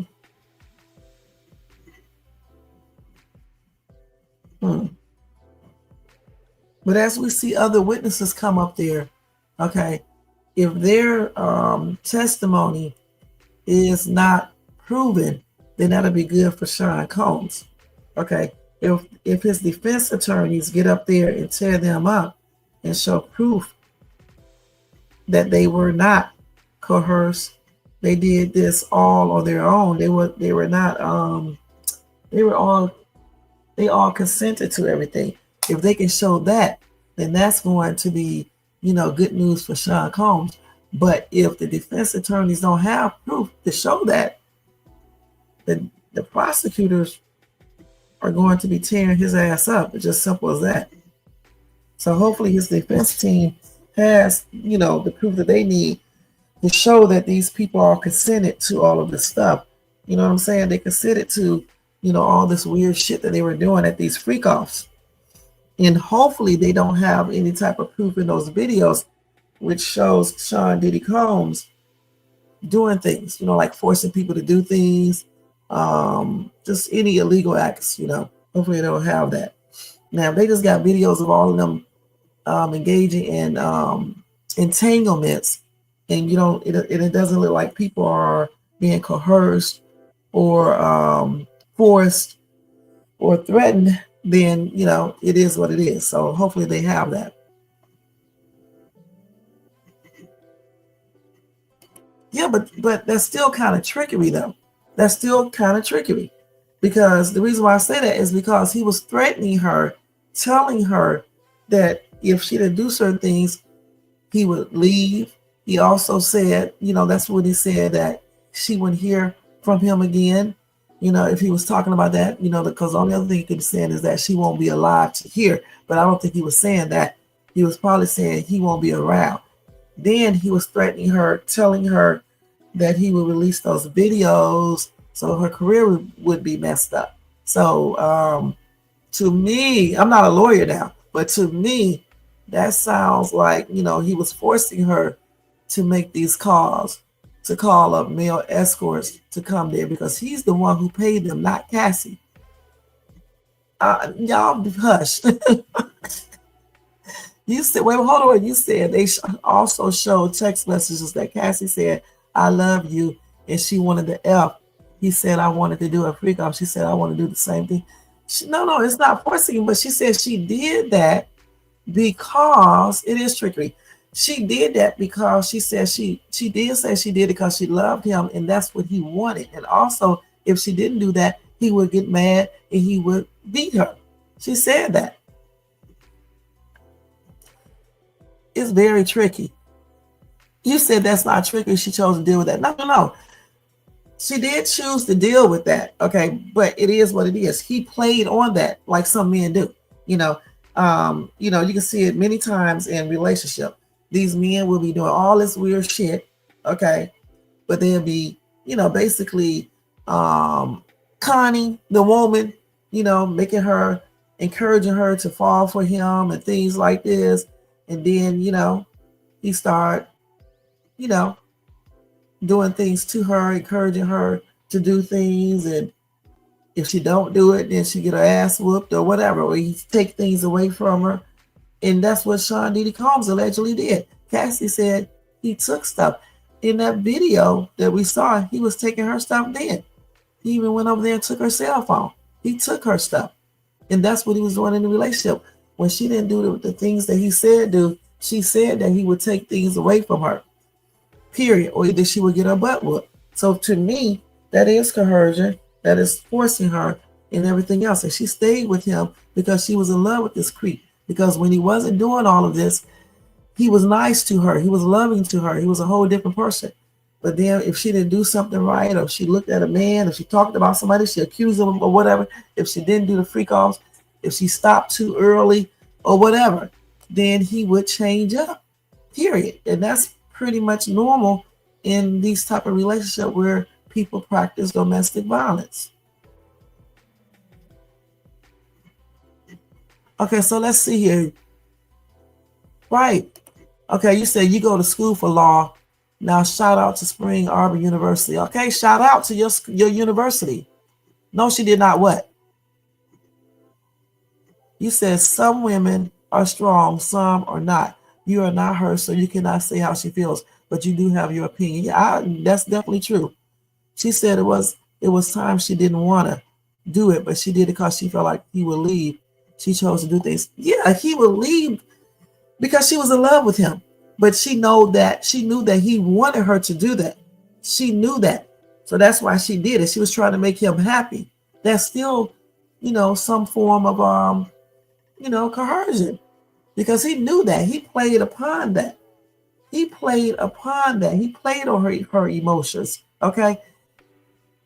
He knew that she would do almost anything that he would ask her to do because she was in love with him. So therefore, he played upon that. He knew good and damn well what he was doing, in my opinion, and he knew that she would do it. Okay. That's why he basically played with her psyche. Okay. A lot of women, they do stuff for men because they're in love with them. And these men be beating their asses and things like that. And they still do stuff for these men, even illegal things. Okay. And since she was so young, Sean Combs was like, what? How many years older than her? She was really, naive. Okay? Yes, she did. She said in the thing that I just read, shut up, Jermaine. She said in the thing that I just read tonight, that he would take things from her. Okay? That's what she said. He took things from her. Things that he bought her, he would take it away. Just like he put her ass off that yacht and things like that. You said we can all have our opinions we want, but the jury will decide. They will look at the evidence and go from there. That's true. It does sound like it's a domestic violence case. However, when she said that allegedly Sean Combs paid for male escorts, flew them in, and gave them money, that's when we can look at the ex-trafficking. And we definitely don't know what the other witnesses are going to say. You don't have to. I'm just joking with you. But yeah, we definitely got to look at what the other witnesses will say starting, I guess, the day after tomorrow. What is tomorrow? Thursday or Friday, I guess, unless court is not in session on Friday. And then in that case, we'll hear that on Monday. But let's see. You said she also said today she had ex with one particular ex-worker without Diddy for years. Maybe she liked him. And I think I read that today as well when I was going over her entire, when I was recapping everything. I think I read that. We're not saying that Cassie is 100% innocent here, okay? We know that Cassie also, probably was doing the most as well with this man. But Cassie is not on trial. Sean Diddy Combs is, okay? And they are trying to prove that Sean Diddy Combs partook, well, not partook, he engaged in ex-trafficking. And what are the other charges? And some other stuff, okay? And the thing is, if he hired male ex-workers to come there to have ex with Cassie and other people and gave them money in exchange for that, that is nothing but ex-trafficking. And you being in law school, you know this, okay? That is ex-trafficking, okay? It says here, the action or practice of illegally transporting people from one country or area to another for the purpose of sexual exploitation. Okay. But that's what I was going to look up, that right there. Let's look and see what that means.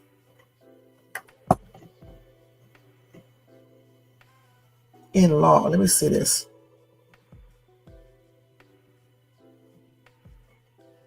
Oh, hold on, y'all. Let me write the right word. That's the wrong damn thing. Now, the only thing where this is going to become tricky is because sexual exploitation is the actual or attempted abuse of a position of vulnerability, power, or trust for sexual purposes, including but not limited to profiting monetarily, socially, or politically from the sexual exploitation of another. Let's see, let's read this to myself.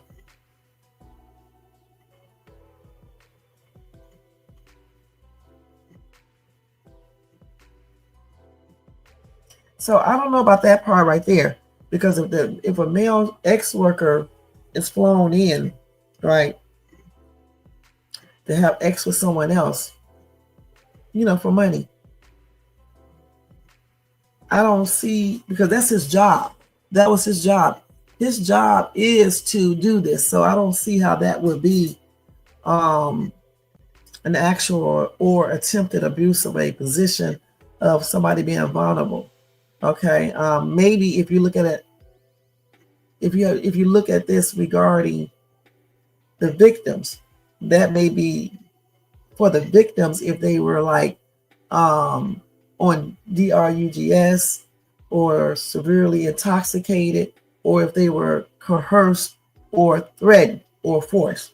So, I mean, it's tricky, like I just said before. And a lawyer, they can definitely tell you. I mean, but I do think that it sounds like that could be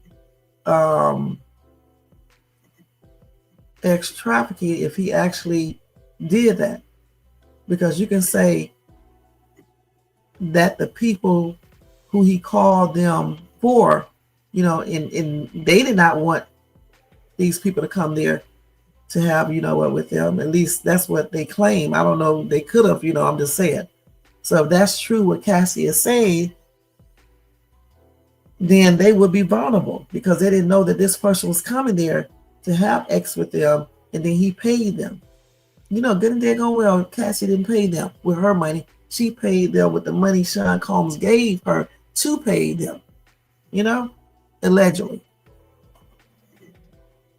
You said if she's not innocent, so why you can't hold her ass the same standards? Because the ex-workers admitted yesterday Cassie was paid as well. She also said she was overpicking them.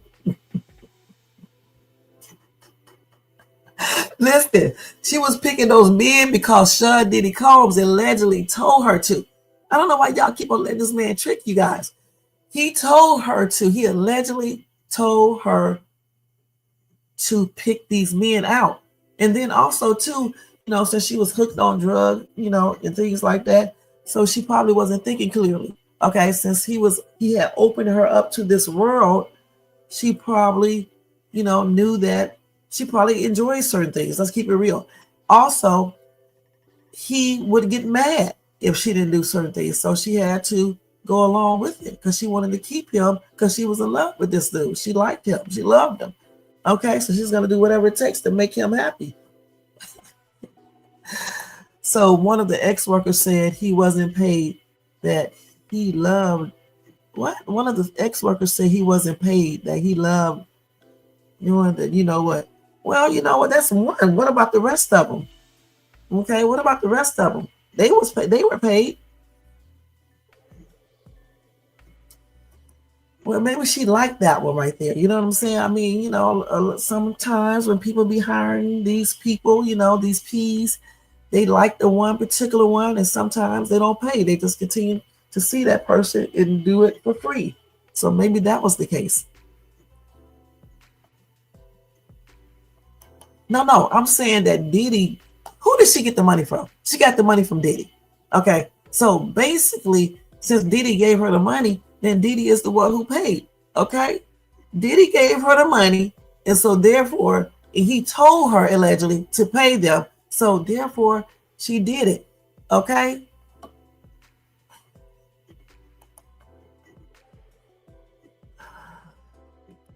Of course, listen, we're not in court. We're just talking about it on this channel right here. But anyway, they probably have proof, that this happened like this. Okay, they probably have physical proof. We don't know what proof they may have, but she said that Diddy gave her money. She said that Diddy gave her money. Let me see if I can pull up the part where she said that. Okay, hold on.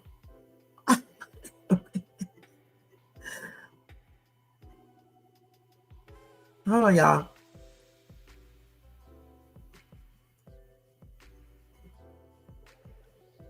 Hold on.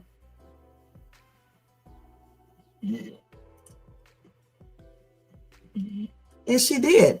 During her testimony in the Sean Diddy Combs oh my God, it's YouTube stuff. Ex-trafficking trial, Cassie. Oh no, we're talking about the other money. We're not talking about this. Hold on.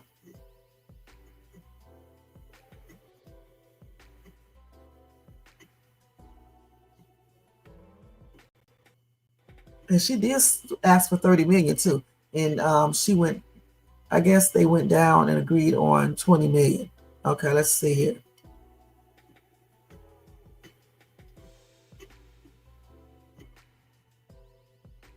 Hold on.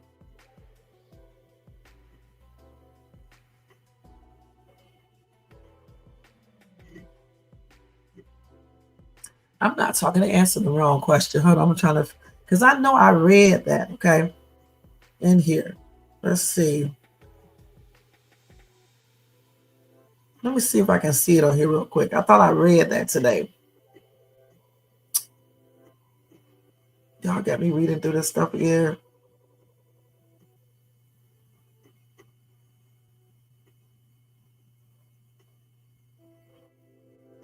Oh gosh, let's see. Okay, let me ask it another way. Okay, let me put it like here.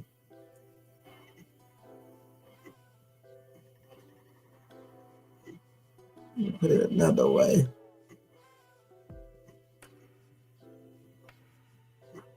They just talking about this damn lawsuit.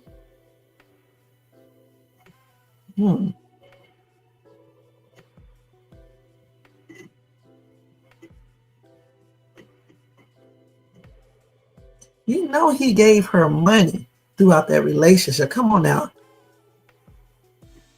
Because he bought her stuff and everything. That's why she was with him, because, everything she can get from him.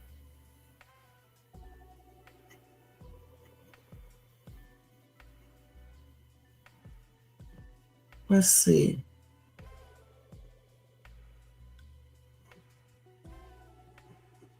I don't know, but I know I read that today, I believe, when I was going over everything. And this is just what she says anyway, but I'm pretty sure he probably did. I mean, most, a lot of men do this. They give their girlfriends, money and stuff like that.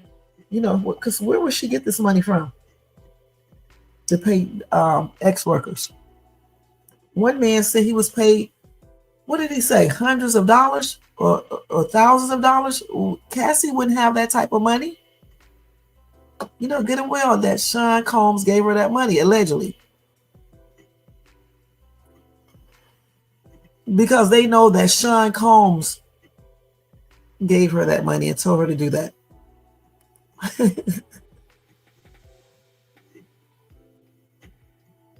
You said they're going to eat Cassie up in court. It's a lot of holes in her story. In court, you have to prove that other than that is he say, she say. I mean, that's true. I mean, that is true. You know what I'm saying? They definitely have to have proof. Okay. And but we don't know what proof Cassie has, just like we don't know, what proof Sean Diddy Combs have. That's why I said I hope he has proof.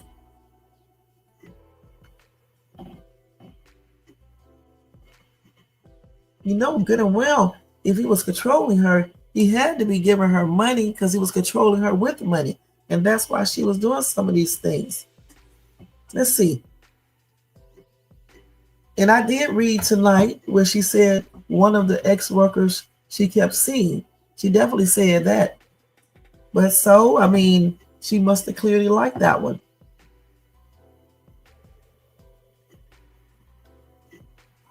Let's see. You said you don't know how much money she got. All we know is in court, ex-worker said Cassie gave him the money while Diddy watched. I don't know how much money, but I'm sure he gave some money, okay, to her, that she wouldn't be talking to him if he did. Good and well, Cassie wasn't buying those clothing and things like that because how with what? And then you said, let's go to that part where she said that anyway. Let me see if I can look that up.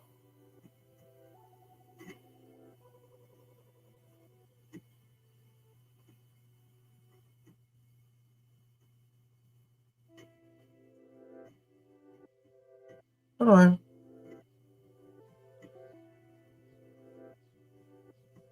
We're going to look all this up real quick if I can find it.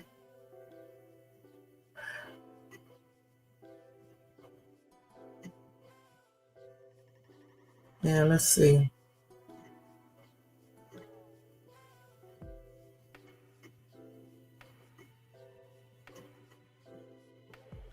Yeah, he threatened to use them tapes and everything. So, of course, she's going to do certain things. Trying to find.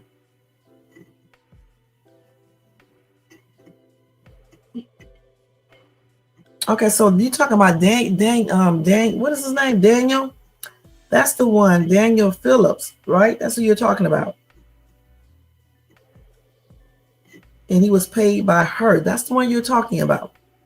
Daniel Phillips, who was paid by Cassie. Okay.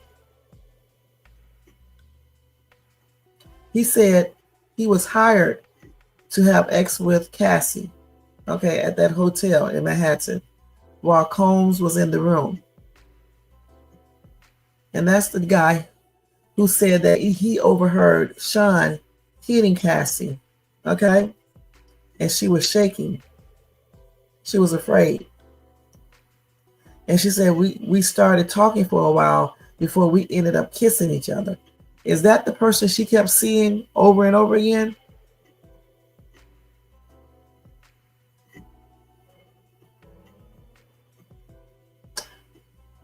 And yeah, Cassie paid him, but she paid him because Sean Combs told her to. Sean is not stupid, okay? Why would he be paying everybody? He needs to definitely make sure that he gets her to pay people too. But we all know Cassie didn't have no money, okay? And right, he said that she wasn't drunk or high.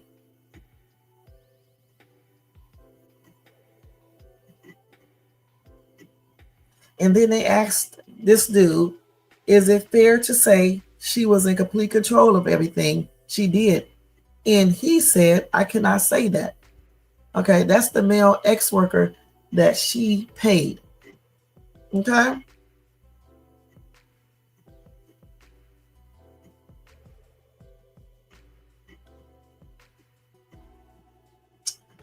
Let's see what else he said. So that's the person you're talking about that she paid. But we know good and damn well she paid him because Sean Diddy Combs probably told her to pay him. And he's the one who supplied the money. You said, I'm going to eat her up in court dealing with me. There was 2 ex-workers who took the stand. Both said Cassie paid him. Okay, who was the other person?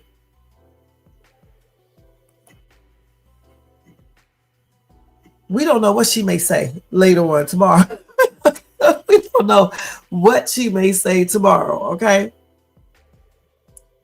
But right here, like I said, she did, this is the dude right here. That's one of them. So you say it's a second one too? Let's see. Because I don't remember the second one.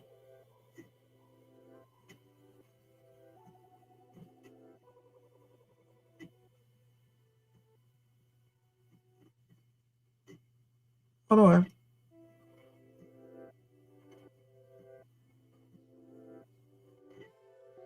Let's see if they tell me how many times she said that.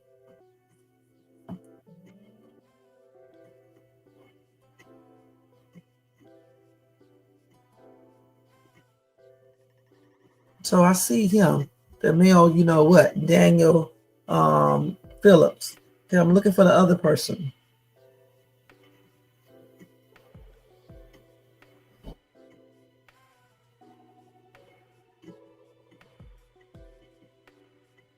And she said she was pressured into doing all this too.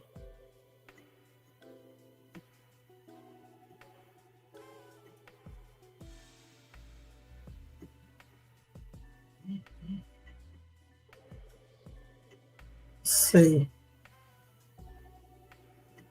And since you want to talk to Jermaine Stinking Ass, where did you who is the other person that said that she paid? She paid. Yeah. Because we know Daniel is one.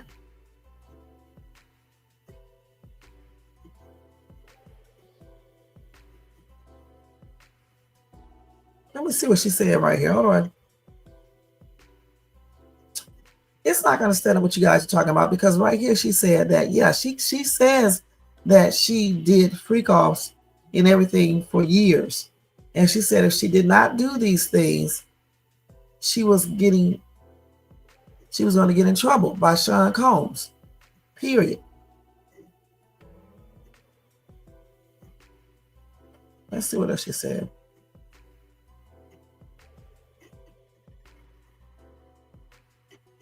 She identified 13 male ex-workers She says she recruited at Combs' behest. What does that mean? The word behest. Y'all can laugh if you want to. It says right here that there were 13, she identified 13 male ex-workers. She says she recruited at Combs' behest for freak-offs in Las Vegas, Miami, and Los Angeles. Now I'm getting ready to tear you up. All right? I'm getting ready to tear you up. You wanted to play the lawyer thing. Now we're going to play it. Let me wake up. Hold up. You in, Jermaine. Let me wake up. Okay. She says right here. Hold on. Prosecutors allege Combs used his fame and fortune to orchestrate an empire of exploitation, coercing women into abusive ex-parties. His lawyers argue that although he could be violent, he never veered into ex-trafficking and racketeering. They contend all extra acts were consensual. Now, here's the latest. After looking through a binder of photos provided by prosecutors, Cassie identified 13 male ex-workers. She said she recruited at Combs' behest for freak-offs in Las Vegas, Miami, and Los Angeles. And I just read that earlier too. She said she had ex with all of them, though she could not remember all of their names. Some she knew only by their first names. Some were flown in for the occasion. Okay. And they said on Tuesday, she identified half a dozen other escorts. One of them, she said, was advertised as the Punisher. All right. She said she did try earlier in their relationship, but she learned. Okay. Because the prosecutor asked Cassie if she ever tried to fight back when Combs picked the fight with her. Okay, that's the fight. We don't need to go over that one again. But getting back to those ex-workers, she said that Combs behasts her to recruit these people. Let's look up that word and see what it means. Hold on, let's look that up. I need to screenshot this because I want to show y'all this one. Okay, let me go ahead and look up this other word. Hold on. Okay, so that's just screenshot. Now let me look up this word and see what it means. Because y'all want to play lawyer and all this other stuff up here. Let's see. Defined behest, I guess, if I said that right. It means a person is commanding you to do something. So just like I said, she said that she recruited these male escorts, 13 of them, at Sean's Diddy Combs' command. That is what that word behest, B-E-H-E-S-T means. You give it up, Jermaine, because you guys don't know what the heck you guys are talking about. Now, let me show you where it says it at. Okay, clearly you were not listening earlier. Okay, let me show you.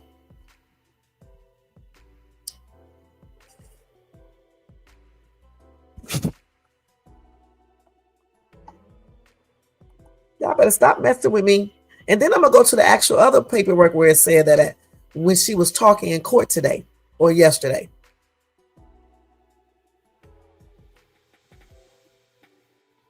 Okay, now let me go to it where I was reading it from before. The recap of the court case and the questions they were asking her.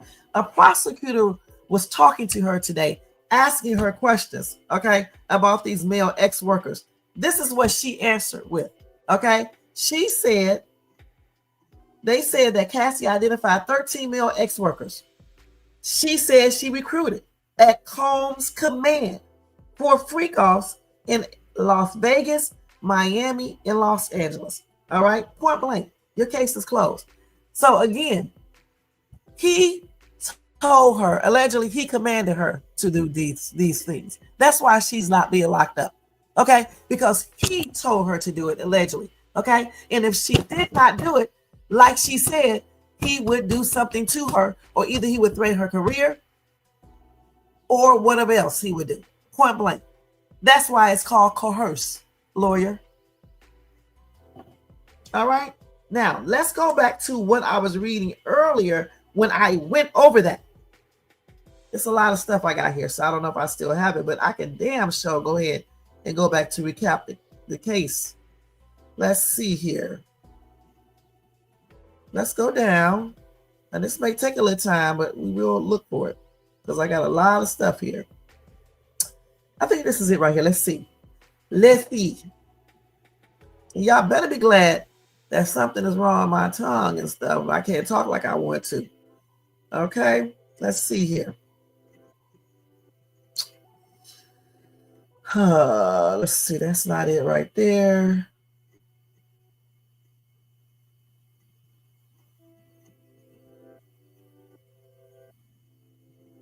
Let's see. We need to find out. We need to go to the one where I was reading the recap on that. Let's see. This is the Drake concert right here. Okay, let's come from that. Not the Drake concert. Just like y'all was wrong about the settlement. Let me see about this right here. Did I even read the one where the security guard was crying? I think I forgot that. Let's see. Or did I? Oh, I did read that. But they didn't go into strict details. That's what that was. Okay, let's see. I deleted some of this stuff. So we did this.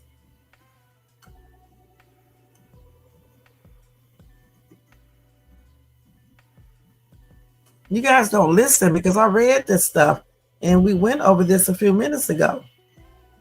Let's see. Let me see if it's in here.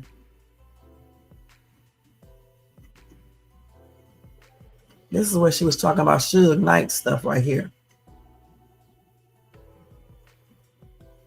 Okay, so that's not it.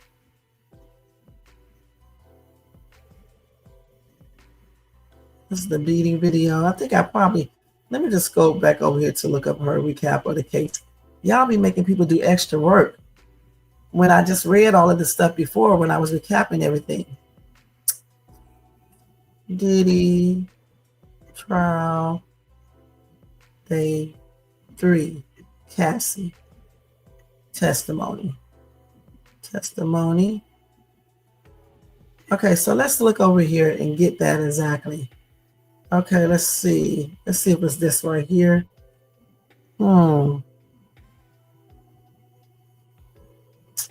These damn people keep on putting up all these things.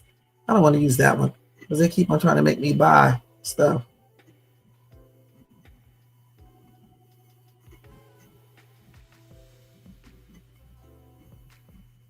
No YouTube. Let's see.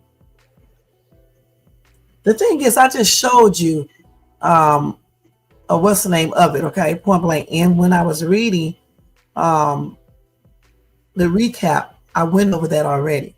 All right. You can go rewind the video and you will hear me talking about that, period. You guys are wrong. Okay. Yeah. You said, so what? Yeah, let's see. Listen, this case is not about Cassie choosing to indulge in a relationship with one of her ex-workers. It's about what Diddy did, okay? Point blank, okay? Cassie is not the one that is up for ex-trafficking and all of this other things. It's Diddy, okay? So it doesn't matter that she had a relationship or whatever with one of these male ex-workers or whatever the case is. She wasn't paying him then, okay? It doesn't matter. Sean didn't give her any money or anything to pay him. She just did it because she wanted to. But when she was doing it with all these other people for money, it was because Sean Diddy Combs allegedly wanted her to and told her to. No. She said at Sean Diddy's Combs behest, meaning that he commanded her to do it. All right, period. Okay, so let me read y'all. Okay, so Jermaine says Shades. I'm not going to give up anything because you guys are not right. Jermaine, she has proof. Okay, I know you don't realize that. She's showing her text messages and everything where they had conversations. Okay, that's proof. Okay, you say, and that's conflicting statements, Your Honor. What about the time she said she had X with the workers without Diddy? That was not a command she wanted to. Again, it doesn't matter about that because she did that because she wanted to. It didn't have anything to do with money, and she is not the one that is up for these charges. It's Diddy. All right, he is the one that is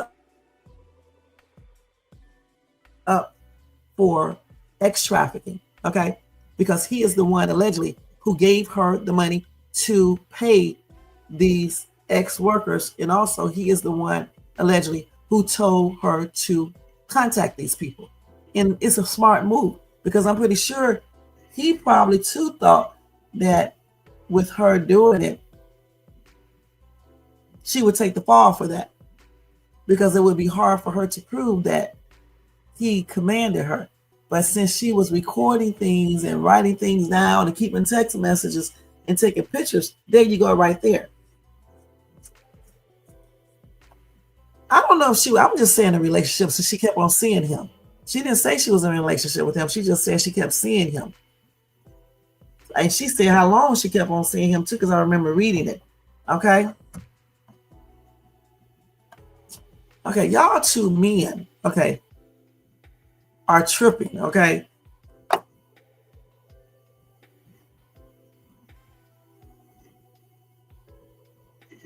She said she did, listen, she said she only sent that message because she knows what Diddy wanted, what he liked, and she was trying to make him happy. But even if she did call him and send him a message on Father's Day telling him she wanted to do a freak off, she didn't tell him to go hire a male escort and pay him.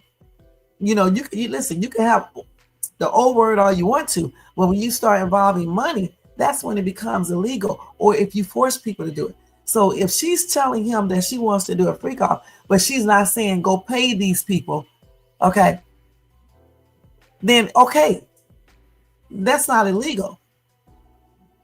But if he is paying these ex-workers and bringing them in, then that's where it becomes ex-trafficking act, because you don't supposed to do that. But if she was just saying, okay, let's have a freak off, you know, and bring him in, and they just have X or whatever they want to do, you know, have threesome, foursomes, or whatever, that's fine as long as you are not exchanging money for X, point blank. And when that happened, that's when it changes. And that's what they're trying to prove that Sean Diddy Combs did. She can say whatever she wants to. She can say, yeah, babe, let's have a freak off. You know, let's get together and do, you know, a threesome. But if Sean Diddy Combs saying, yeah, let me just get him some money, then that means that it's something more. I don't know what he did. He may have given her money. I don't know. Paid money. They talked about it. One guy said he made hundreds of dollars. So I'm pretty sure he has some type of proof. I don't know if he doesn't or if he doesn't have it, but I should hope he has it. You know, somebody got proof. He said with them, she said yes and did it later that night. Okay, but as long as if no money transactions was there, paying for XEX is cool because people have orgies all the damn time, you know. So if you're going by that, then Cassie should be locked up because listen, look, you cannot prove. Listen, Cassie said that Diddy commanded her to do that. Okay, commanded her to call up the ex-workers. She wouldn't even know about these sex workers if it wasn't for him. And then he is the one that clearly gave her the money to pay for everything. And he did this probably so he can cover himself up just in case one day he get caught. Then he can just say, Cassie is the one that paid for everything. Cassie. But if Cassie kept proof of everything, then guess what? Then they're going to know that Sean is the one who had her doing it. And with her taking pictures of everything and text messaging, you know, I don't see why she wouldn't have proof of that.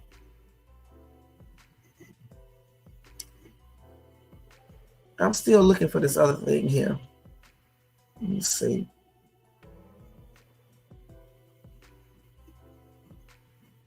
Okay, let's see here. See, she said she was coerced into participating with male escorts. Okay, let's see here.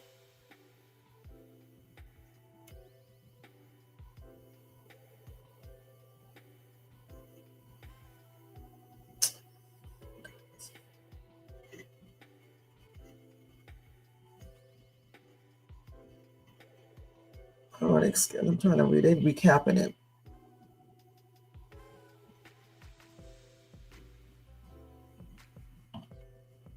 So let's see the freak off tapes.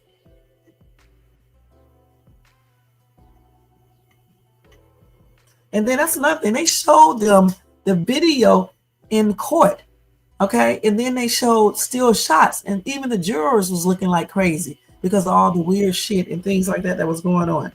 Let's see.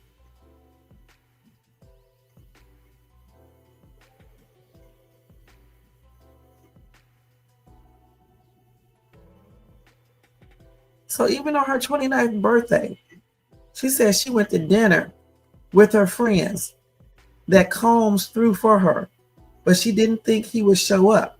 She said she later went to karaoke, but that entire time he kept pulling her away from her friends. She said she eventually left, and then she went to celebrate. She just wanted to celebrate her birthday, but her and Sean Combs went to have a freak off instead. She knows if she wouldn't have done that, she knew that he was going to beat her ass. And she said that many times. If she did not do these freak offs with him, allegedly he would beat her butt, point blank. She would pay for it. Let's see what she's saying right here.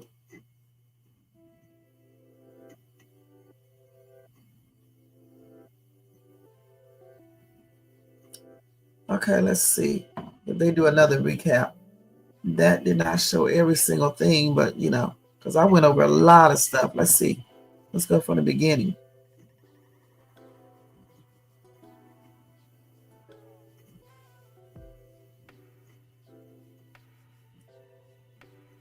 Like I said, these are all claims, but if she can prove her claims, then she got something going on there. And if Combs does not have proof of things being consensual, then it's going to be a hot ass mess for him. Like I said before, his defense team better have proof of everything, proof that everything was consensual. Okay, period. But as far as that, him paying these male ex-workers, that's a whole nother story right there. And they do believe, you can tell they believe that Combs instructed Cassie to pay these male ex-workers.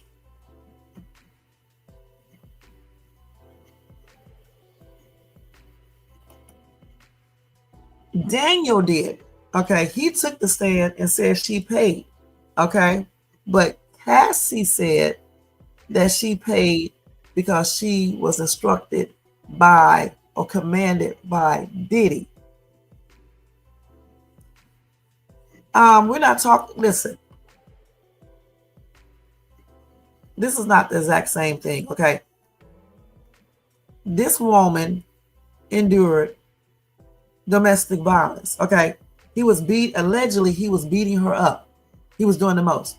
So basically, that's why they are seeking, that's why they're trying to get him, convict him on, coercing and things like that, forcing people to do stuff, because they think that this dude coerces people and force people to do things. And by Cassie's account, allegedly, he was coercing her into doing these freak offs, period.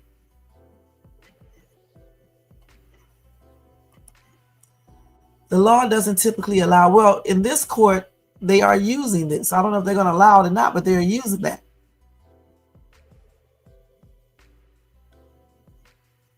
It does say that. I just read that. It says it right here, and you're a lie. It does say that she left when they were at that party or dinner or whatever, and they went to have a freak off. I'm not just saying anything. I don't make up stuff, okay? Let me see, what did I just read this at?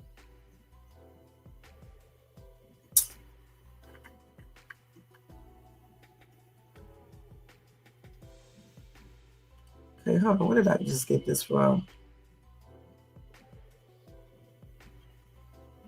Hold on.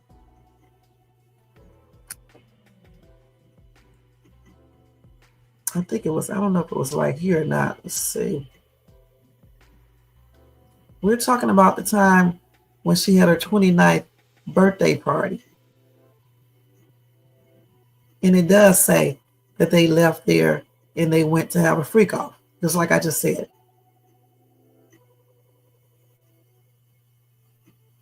So here it is right here. I don't know. Listen, over here, I don't lie, okay, when I be reading stuff, okay? I'm reading exactly from the recap of her testimony, okay? She said that on her 29th birthday, she went to dinner with her friends that Combs threw for her, but she did not think he would show up. She said she later went to karaoke, but that entire time, Sean Combs kept pulling her away from her friends. So she eventually left. She said she just wanted to celebrate her birthday, but she and him went and had a freak off instead. Okay, that's what happened.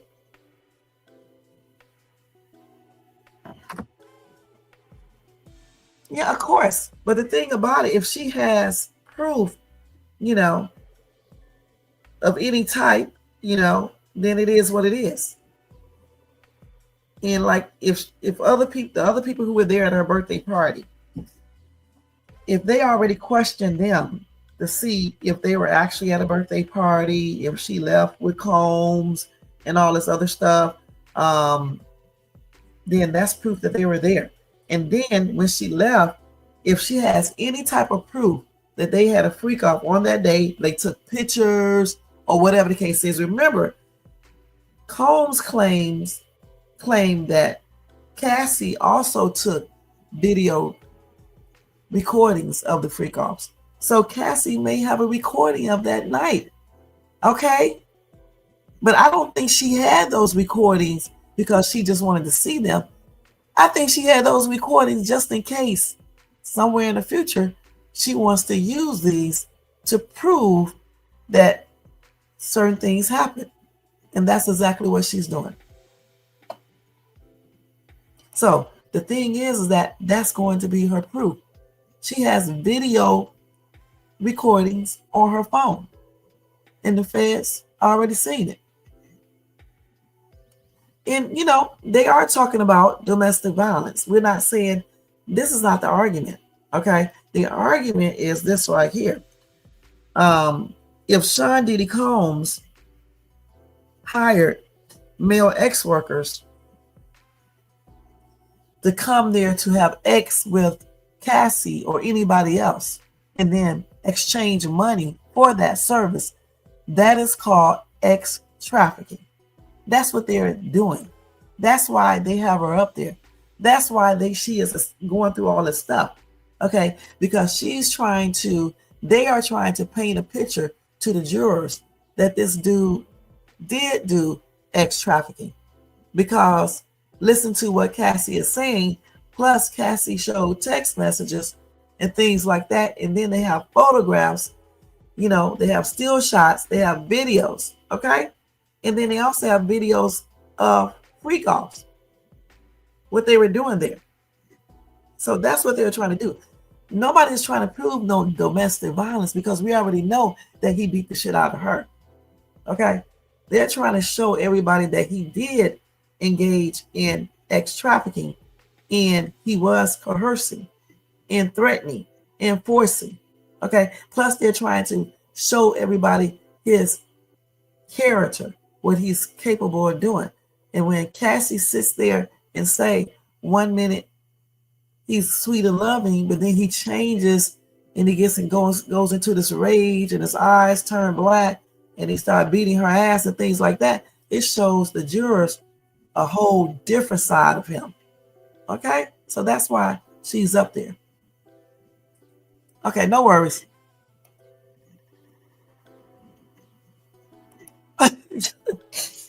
Well, you know what? They don't see it as blackmail. Okay?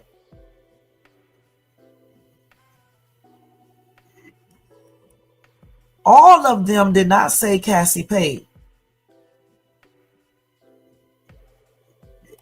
They claim to have a bunch of videos. Okay. She has a lot of stuff on her phone as well. So we don't know what she has on that phone or what they have in videos. Okay. Only Diddy knows. He knows exactly what he did and what he didn't do. He knows. And hopefully tomorrow, well, she'll be cross-examined tomorrow. So I don't know what those defense attorneys are going to ask her, but if she has any evidence on her phone that shows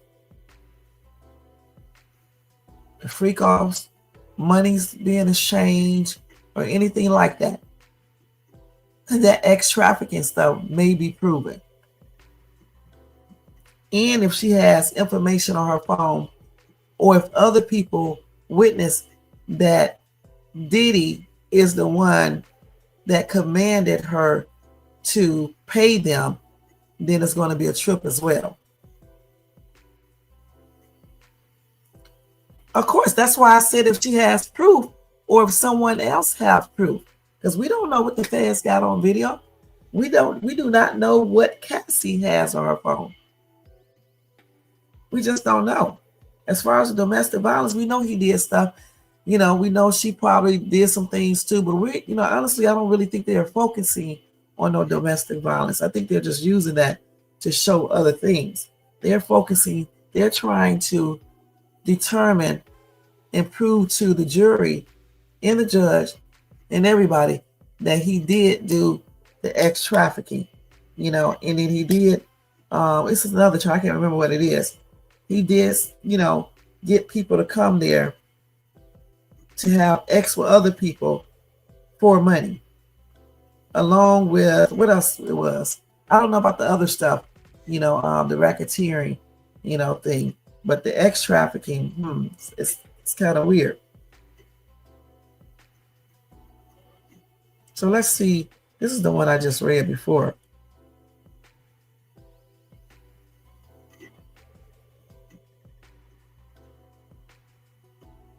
And she did say they did a bunch of freak offs, hundreds of freak offs, okay?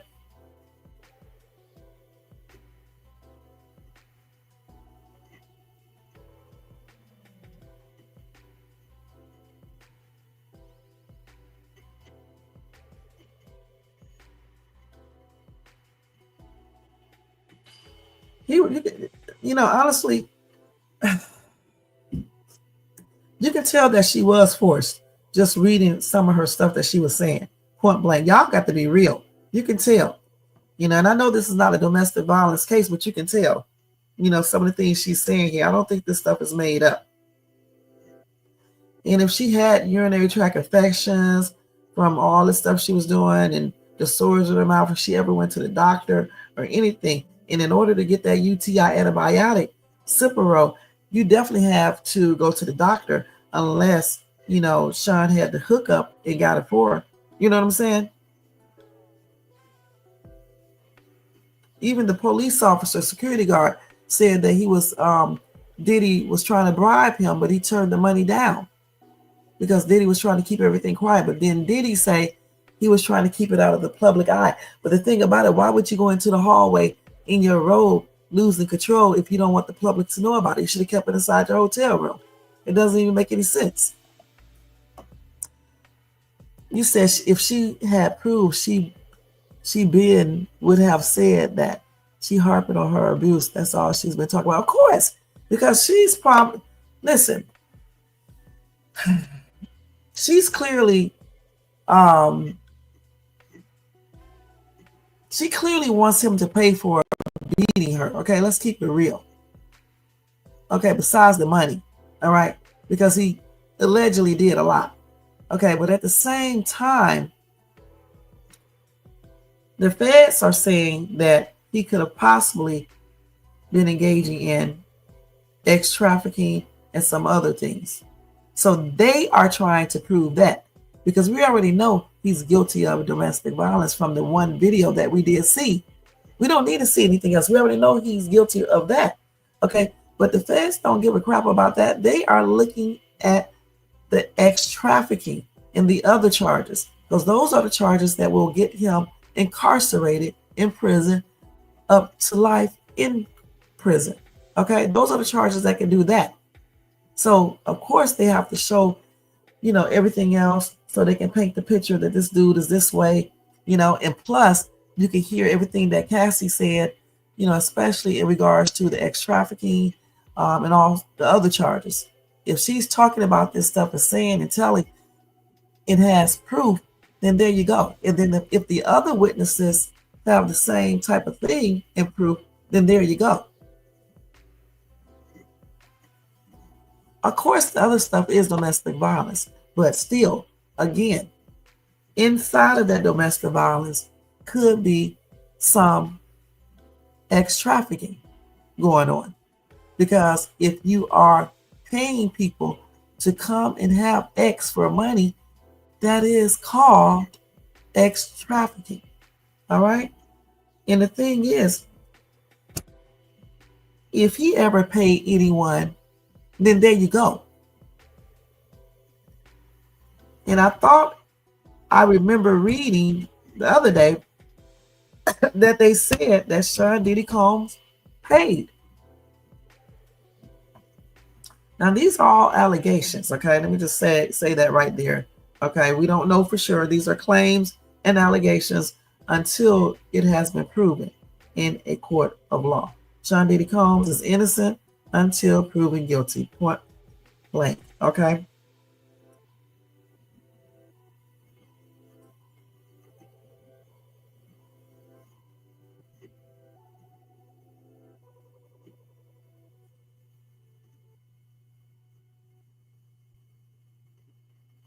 Let's look at this right here.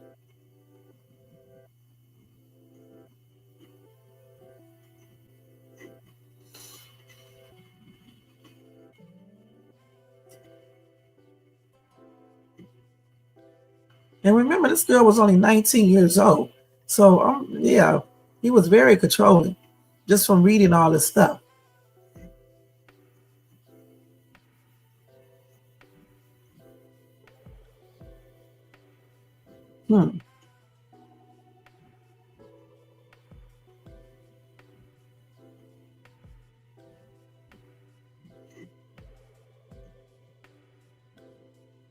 So Daniel was paid to have X with her at the hotel in 2012, and Combs was there watching in the corner, and he was up in there doing the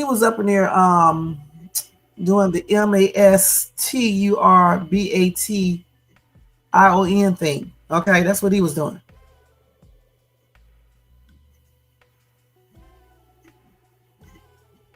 And then they repeatedly got together a couple of times, multiple times at different hotels.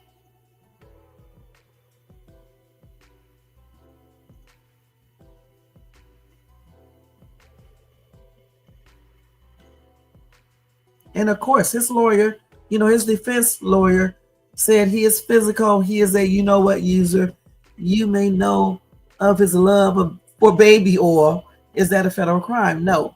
And we know that's not one, but I don't think they're looking at that. I think they're trying to figure out if he was actually, engaging in trafficking.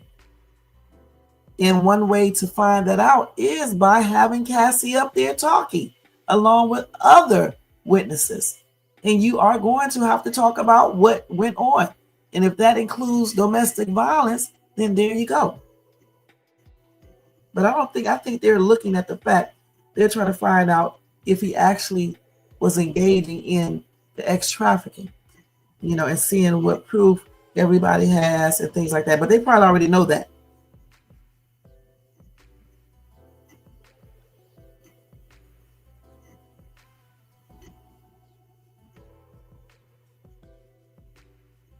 So let's see here.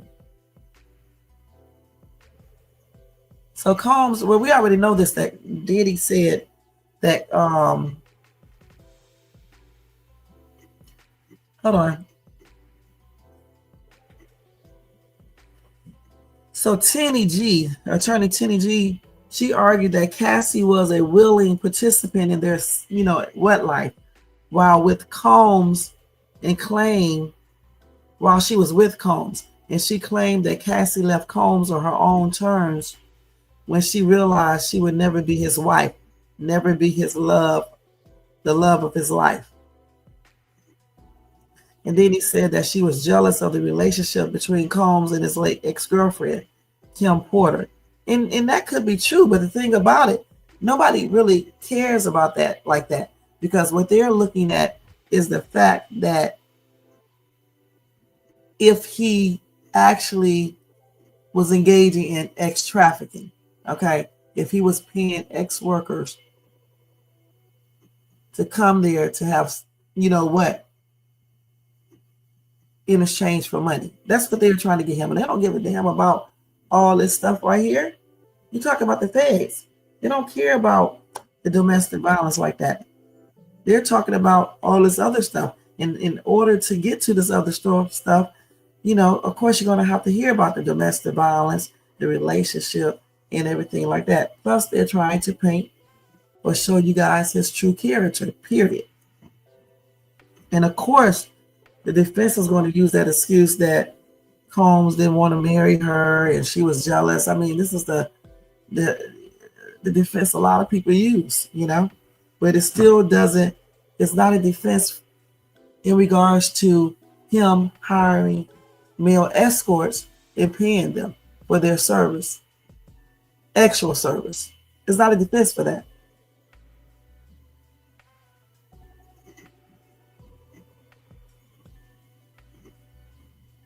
And then you got all these other witnesses, because it's just one. Okay. After she gets through, okay, you're going to have other people take the stand. So then what you guys are going to say about that? Okay.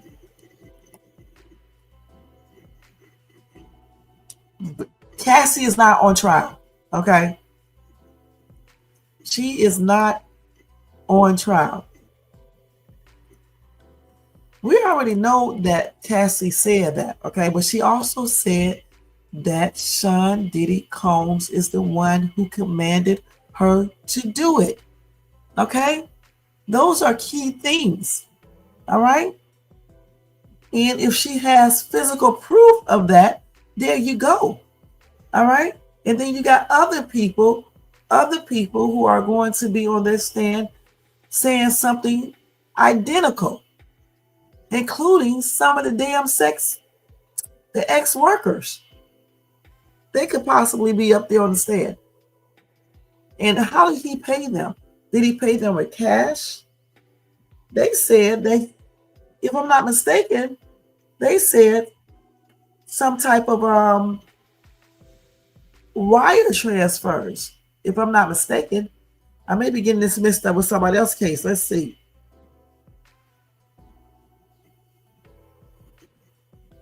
And then here you go right here.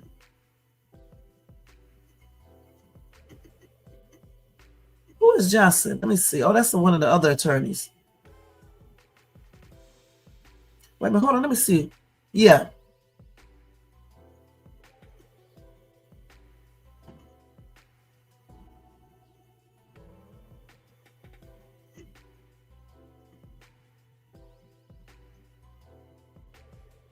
Yeah, they said Combs, alleging that Combs Company would pay for parties and hotel rooms in which Combs would allegedly force women to take, and have, with male escorts in encounters Combs sometimes recorded.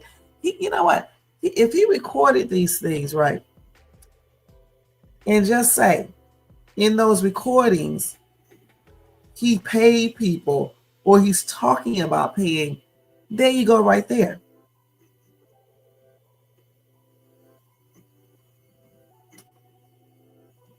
And then they said in 2009, he allegedly stomped Cassie in the face. And then allegedly he grabbed an unnamed woman in a chokehold and kicked her to the ground before drugging her and coercing her into participating in a freak off. What are you guys talking about? You can clearly see certain things here. What's up, J4? What's up? What's up? How you doing? So let's see what else we got going on here. So you got 30-year-olds to 70-year-olds in the jury, okay? You got one scientist, a massage therapist, a deli clerk, investment analyst, and those are the people that's on the juries. Let's see what else they got here. So he's facing 2 counts of X trafficking, 2 counts of transportation to engage in the P word. And the thing about it, this right here, 2 counts of transportation to engage in the P word. If they have any proof of this right here, that's ridiculous. That's crazy, okay? 1 count of racketeering conspiracy. I don't know about that one. And 2 counts of the X trafficking. If they prove that he paid X workers to come there to have X in exchange for money, they're going to get him on that X trafficking. I don't care what y'all talking about. All right? Point blank. So the one with transport, let's see, extra and transportation to engage in the P word. And that still goes with the X trafficking, because if he called up the male escorts and he had them come out there, because what they were doing is the P word. There you go right there.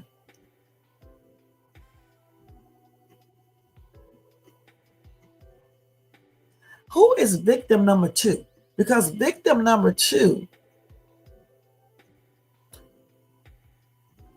is the reason why they added the transportation to engage in the P word and the other charge, additional count of X trafficking. They did that in April. So that victim number 2 may be there. Victim number 3 isn't there. So who is victim number 2?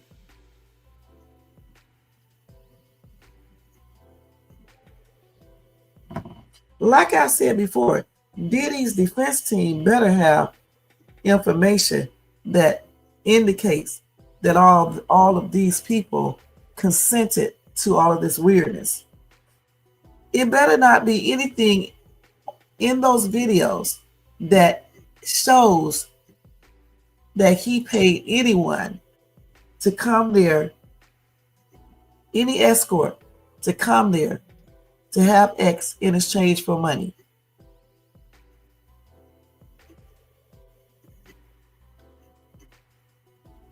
Because we already know that he's not up there for domestic violence, okay? He's up there for just what I just said, X trafficking, the P thing, and racketeering.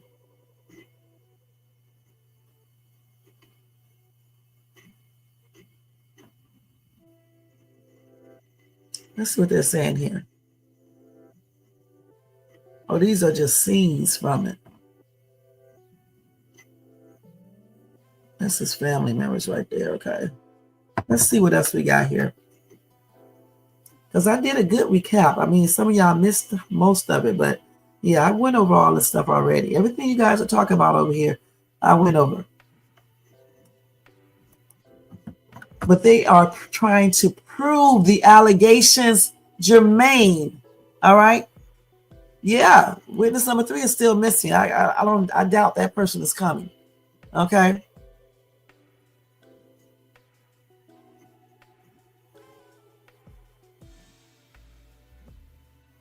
Right, they definitely did.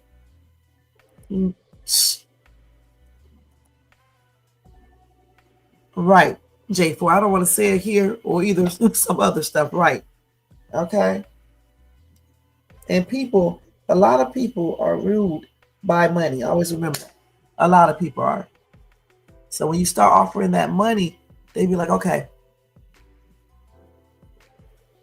Yeah, these are allegations, but these are also charges, okay?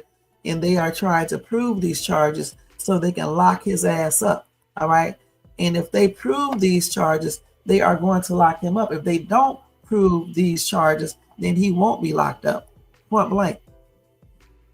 Yeah, just wait until today's cross-examination. We will see. You know, we know that the defense is going to come in hard and stuff like that. Let me see what some of these TikTokers are saying real quick, as y'all. Woo!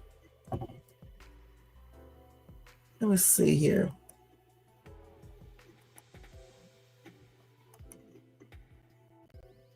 Let's see what some of these people are saying.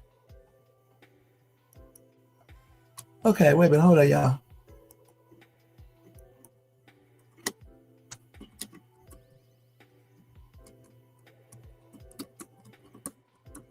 Let's see what they're saying today.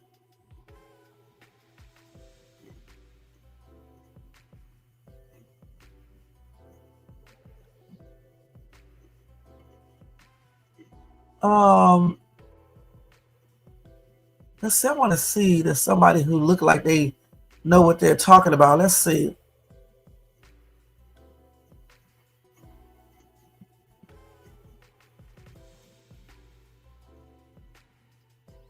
I guess we could read this one right here. Let's look at this one first.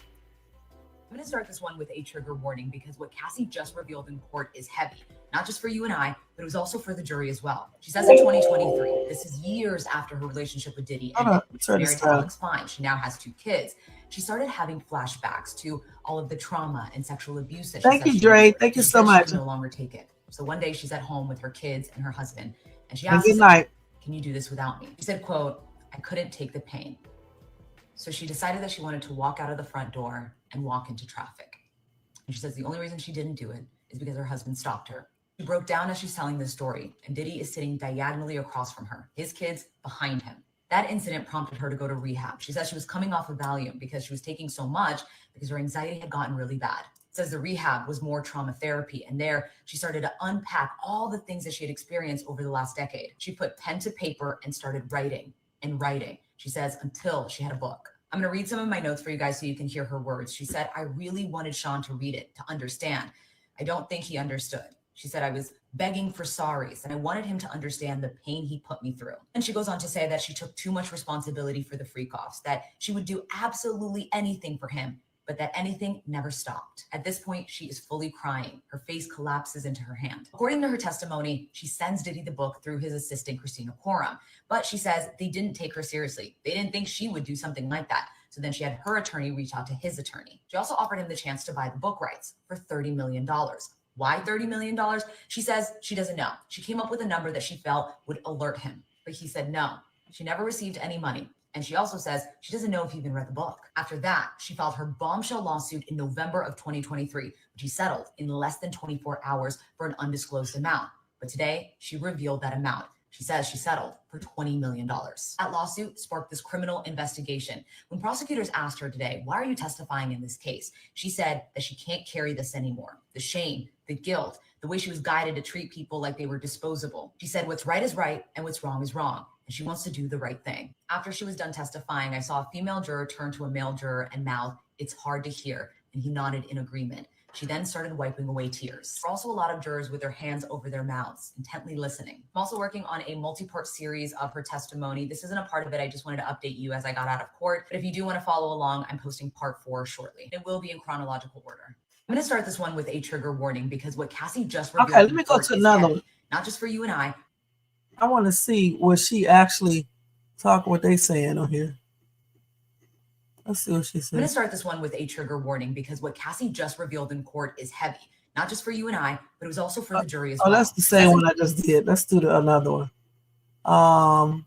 Let's see. They talk about Kid. Now heard more from Cassie after the lunch break, and Kid Cudi has entered the chat. Not only that, but we're also hearing how the jury reacted to seeing images from the freak-off tapes, and we heard about how security ran after Cassie when she tried to get away when Diddy was abusing her.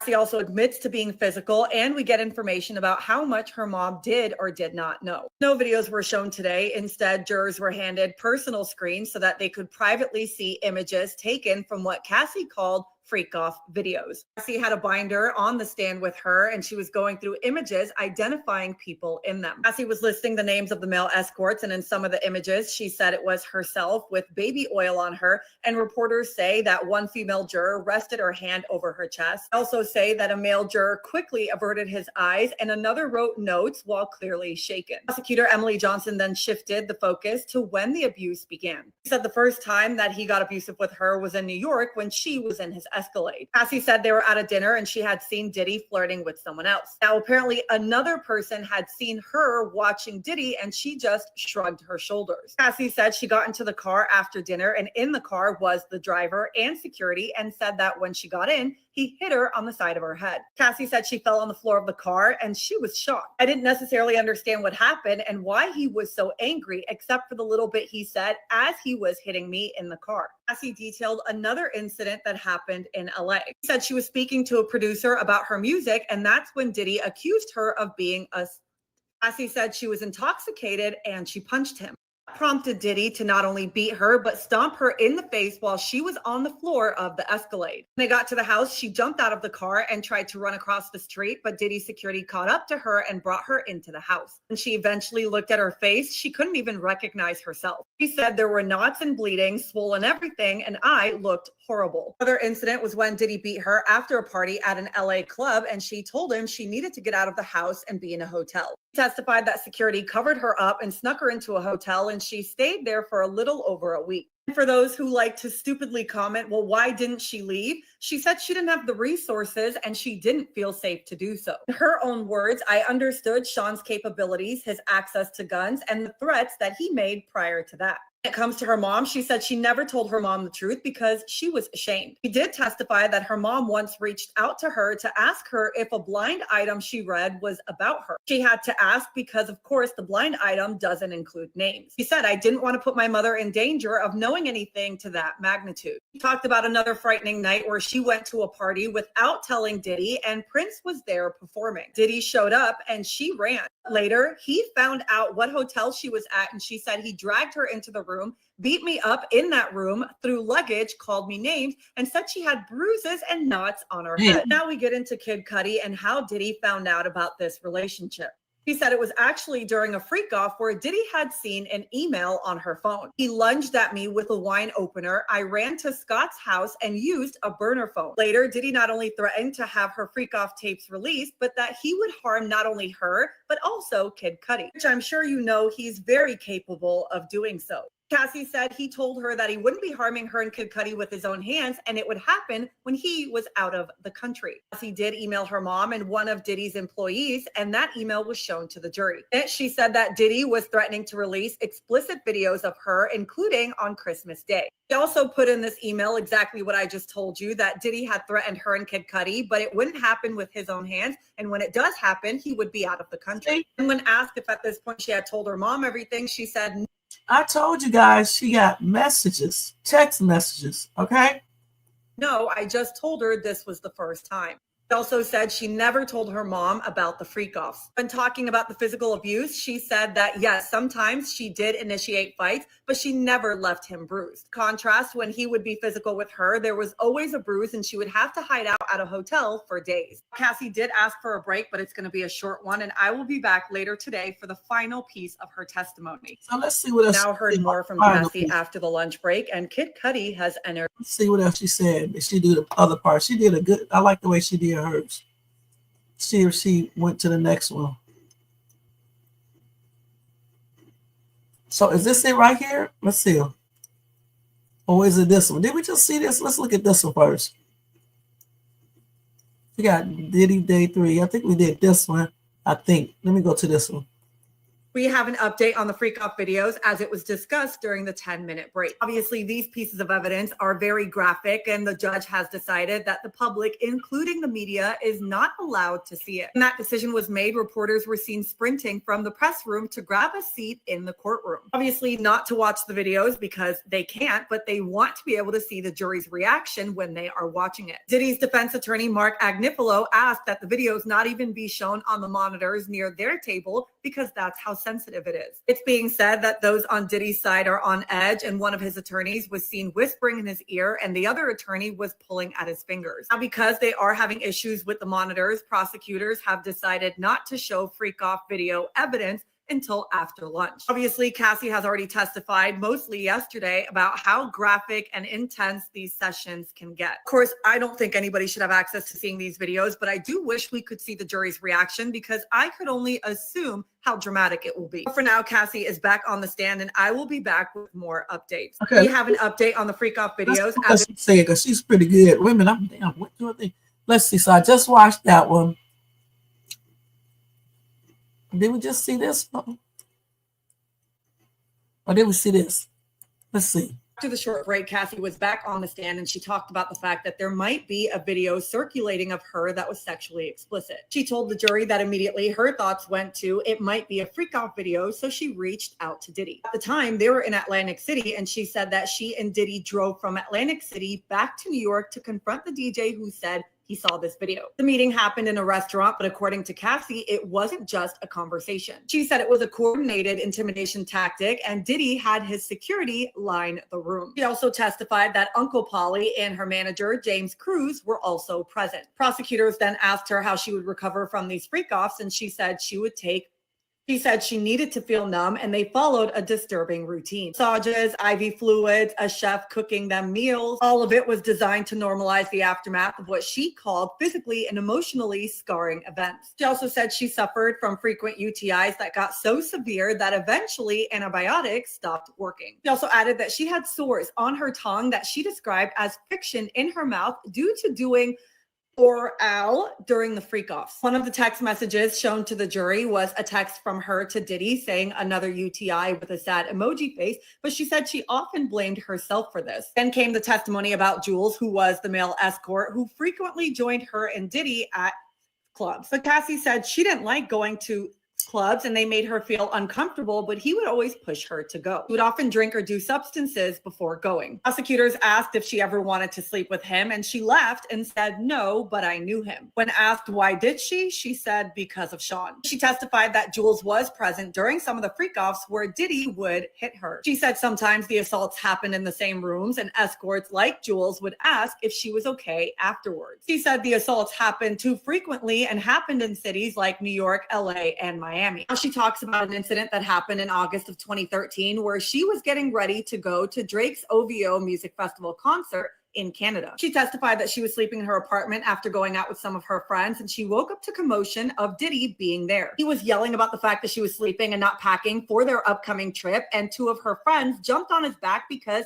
he was trying to attack Cassie. Cassie recalls, eventually we ended up from the living room into the master bedroom, and they were still jumping on his back. And when he threw me down, I hurt my eyebrow on the corner of my bed. She added there was a pretty significant gash on one of the sides of her eyebrows. But Diddy did not take her to the ER. Instead, he had his security take her to a plastic surgeon in Beverly Hills. He said after the incident, she texted him a photo of herself saying, "So you can remember." And he tells her, "You don't know when to stop. You have pushed it too far." She replied saying, "Just say sorry. I don't know why I deserve that. You could care less if I was okay." Despite the injury, Cassie did end up going to the festival and covered the wound with her hair. And after, they went to the Hamptons where Diddy insisted on having another freak off. And so they got a hotel and an escort, and she said she took the substance GHB. Because of it, she blacked out, but she said when she woke up, she was in the shower completely.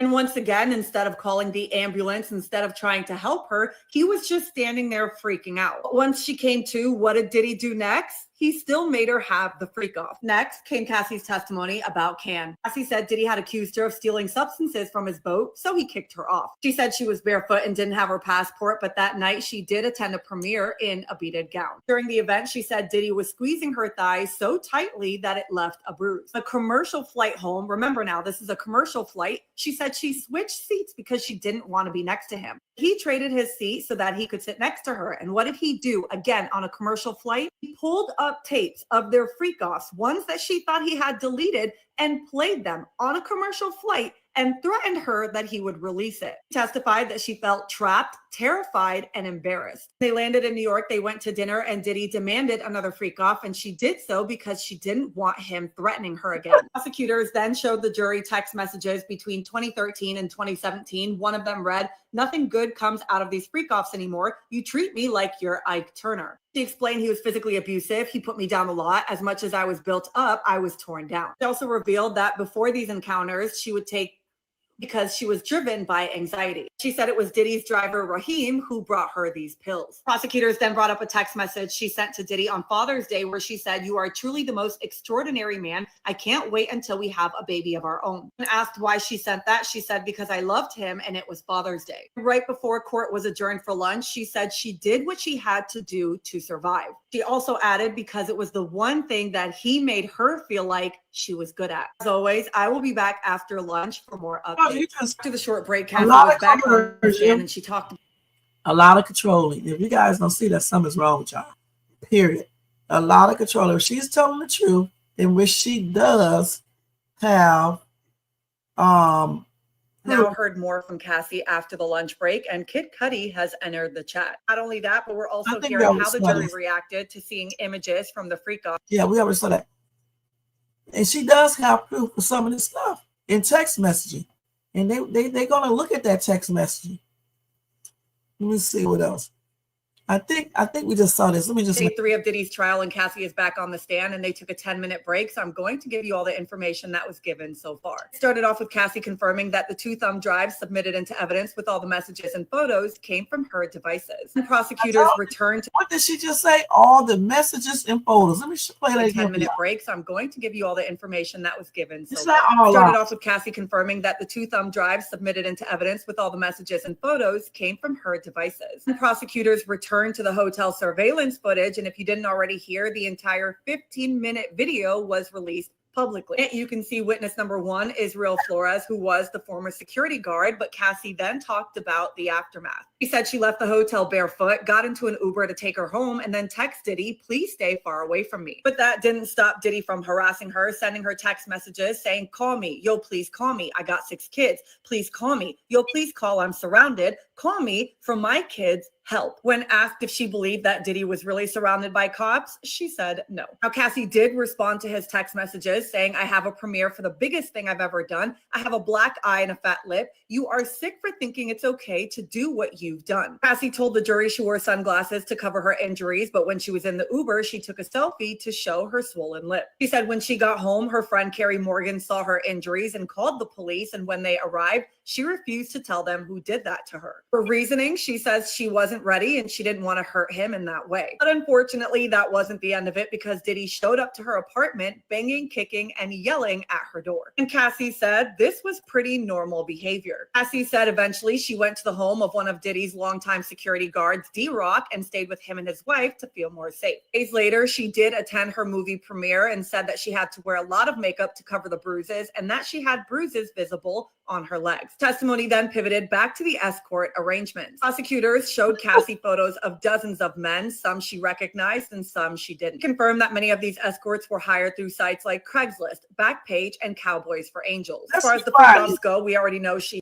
recognized and some, and that she had bruises visible on her legs. Testimony then pivoted back to the escort arrangements. Prosecutors showed Cassie photos of dozens of men, some she recognized and some she didn't. Confirmed that many of these escorts were hired through sites like Craigslist, Backpage, and Cowboys for Angels. Stop that right there. You hear that?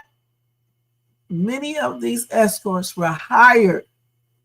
Okay, let's listen. As far as the freak-offs go, we already know she said that Diddy was directing it, and she said that sometimes Diddy and the escort would be having with her at the same time. Cassie then talked about the videos that Diddy took of the freak-offs. No, he directed everything. He was commanding her to pay these escorts, allegedly. Said one time she was dating someone else and he texted her, threatening her. He told her that he would release the videos and she would have to explain it to her mom, and she said it was disgusting. One of the text messages shown to the jury was about the freak offs, where she said, "This is all we do. I'm just getting back on track. I'm sure you can call Kim or something." But Cassie said even on her birthday, she wasn't spared. According to Cassie, Diddy had his security pull her from her own party at the Blind Dragon Karaoke Lounge so that they could have a freak off. Said, "I wanted to celebrate with my friends. I didn't want to have the burden of doing that night, but I gave up." And she talked about how Diddy got stronger, angrier, and more violent. In one of her text messages to him on July of 2013, she writes, "Please delete the videos off your phone. Too many people have access to your devices," to which he responds, "No iCloud, all good, Ambien kicking in." Now, obviously, the government is building their case to show that this wasn't just a toxic relationship. It was coercion, trafficking, and abuse under complete control. The jury is now back in the courtroom and they're picking up where they left off. So I will be back on their next break. And this is why, like I said before, they are having her up here talking. They care about the domestic violence, but they're trying. Cassie is back on the stand and they took a 10-minute break. So I'm going to give you all the information that was given so far. Started off with Cassie confirming that the 2 thumb drives submitted into evidence. Off, girl. Okay. They care about, they care about the domestic violence, but they got her up here telling everybody about the domestic violence to show his character and also to show everybody what she knows. She has stuff on her phone as well. She has text messaging. Text messaging itself is so good, okay? And I know it's good because I had to use it myself to prove something, okay? Especially when it comes directly off the phone and you're not recording or copying stuff. You're just showing it straight from your phone, And she kept all of the text messages and she's showing exactly what this dude said, okay? So the thing is, we know that Cassie may be exaggerating some things, but I don't think she's lying about everything. We know that Cassie also hit him, but I'm still saying again, I don't believe in a man hitting a woman back unless it's in straight up self-defense, because just like Cassie could have left, he could have left too. All right. Again, this dude is like how many years older than her? At the time when they first met, she was only 19 years old. Okay. She said he had first hit her, I think in 2007. I can't remember, somewhere around that time. All right. Getting down where this girl probably was scared of this man. All right. And then at the same time, she was in love with this dude. So no, she's not going to get up and leave and all this other stuff that people say, especially people who were never in this type of situation, or people who may be stronger and older or just stronger, you know what I'm saying, than her. Women handle domestic violence. All women handle it different. Okay. Everybody don't handle it the same way. All right. And I honestly believe, and she said that she did all of these things that she did because she loved this man and he wanted her to, and also he was threatening her. Okay, he was threatening to release the videos. He was threatening her career. He was doing the most. He also threatened her with physical violence. Period. So it is what it is. Let's see what y'all are saying over here. I definitely would have done it differently. I don't even want to say, but I definitely would have. You said it's a reach. Why is it a reach, Jermaine? That's what I just said. If you move them across the state and y'all are having a freak off and money is exchange. All right. If the money is exchange, okay, you can call up an expert, right? And have them come there, and y'all can even have what's. But if and that's not illegal, right? According to what they just said in the law thing that I was reading. However, if you're calling up an escort, because people work as escorts, to go on dates with people, to come and keep them company. What you do when you keep company is whatever. Okay. But as long as you're not, maybe that's the way I should have said it. But as long as you're not exchanging money for that extra service, okay, you cool. But when you start exchanging money for the extra service, that's when it comes ex trafficking. And we just looked it up. So this is what they are trying to prove. The feds are trying to prove, the prosecutor prosecutions. The prosecution is trying to prove that Sean Diddy Combs engaged in ex trafficking. He engaged in the P thing, bringing somebody there for P, for the P word. And then they're trying to say that he engaged, they're trying to prove that he engaged in racketeering. Okay? The racketeering thing, I don't know about that for sure, but then again, it just depends. The ex trafficking, I mean, it's just, from what she's saying, if it's true, because we don't know if everything is true, but if it's true and they have evidence to support that, then it is what it is. Okay. If he did pay for male ex-workers to come to have entanglement with other people, and he brought them to that place wherever they were at, that area or whatever, that is called ex-trafficking, according to the definition that I looked up. All right. Okay, so Jermaine and the other person, Dre, had said Cassie paid, right? Cassie said she paid, right? They said that Cassie should be charged too. But if Cassie willingly did that, it was not coerced or anything else, then okay. But if she was coerced, forced, or tricked into doing it, why would she be up on charges? Why? She said in her statement that she paid the escort. Okay, escort or escorts. But she said that Diddy commanded it, behest. That's what that means. He is the one allegedly who commanded everything. He directed everything. That's why when the freak-offs were happening at times, he would be sitting there watching either on video, TV, his phone on video, or he would be sitting right there doing the M thing. It's even said that he had her allegedly wipe or put the man's, after he what I'm talking about, all over him, after him and the dude, her and the dude got through. That's crazy. Who does this? And why would she do that? You know why she would do that? Because she was scared, or either she was trying to do everything he wanted her to do because she, liked him. Of course, she was in a toxic relationship.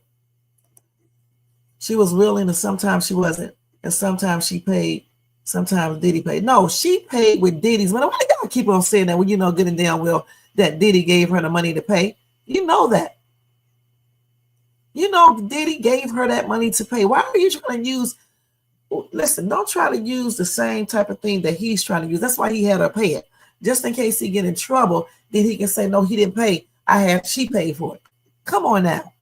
If this girl got any proof that shows that this dude gave her the money or told her to, then there you go.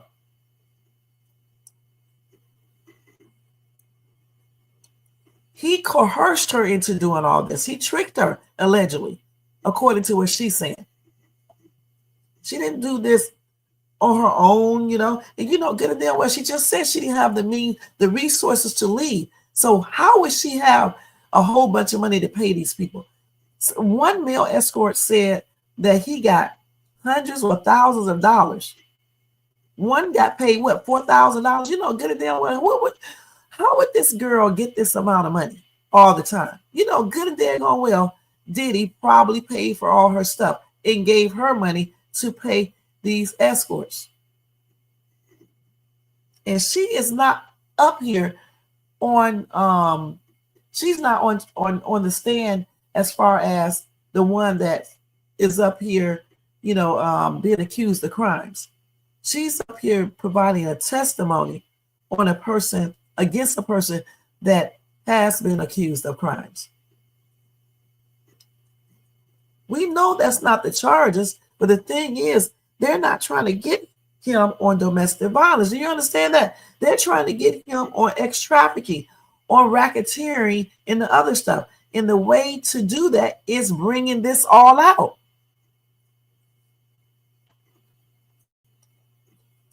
Okay? It's to bring everything out so we can get to everything else. I don't know what Diddy intended to do, because I'm not Diddy. I don't know what he intended to do, but we don't know Diddy. We don't know Diddy's thinking. All we can do is guess.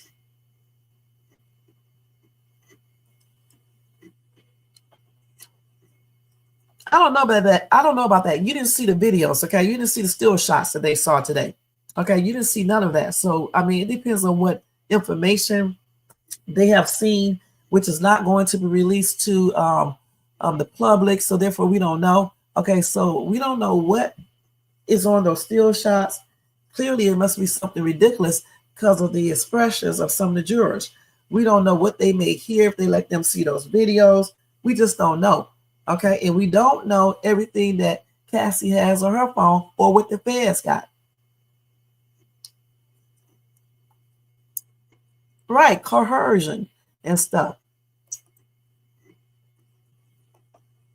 Well, the defense attorney, I thought, did talk to her or question her. I can't remember. It may have been just the prosecution the whole time.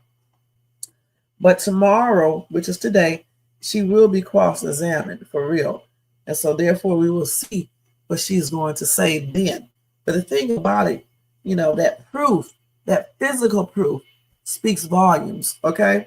He said in his text messaging he was threatening, tripping out and shit, doing the most. But that's the domestic violence stuff. But if she has any text messages that talks about paying somebody that come to have a freak off, one of those escorts or whatever the case is, and giving them money and shit, it's going to be a done deal. Now, he used this company name too. That's what she says, which is crazy. That cross-examination can hurt any one of them. Let me see.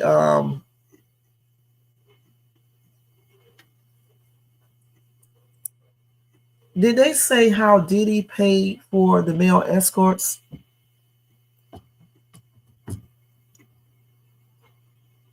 Let me see. So they said the legal proceedings you are referencing are still ongoing. Providing details on the allegations made in court is not possible at this time. So, point blank, they just said follow the news, okay?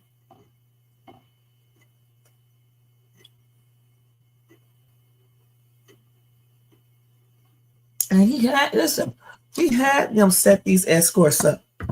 Because listen, if I'm not mistaken, even some of the employees there hired escorts, if I'm not mistaken, and paid them on behalf of Diddy. Are y'all crazy?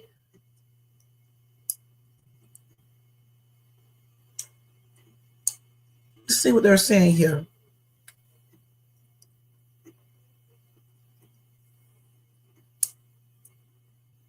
And then Diddy instructing everything. You need to rub more baby oil on each other. You don't have enough on. Come on now.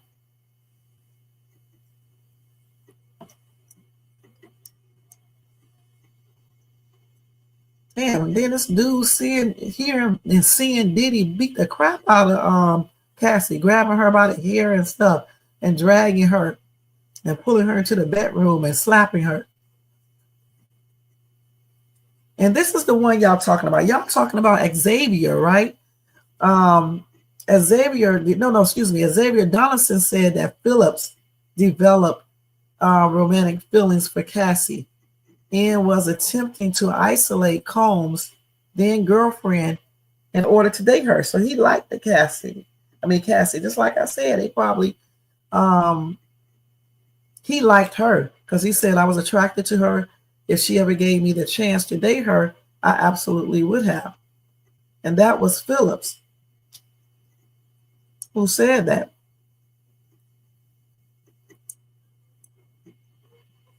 So they were showing videos and everything. Let's see.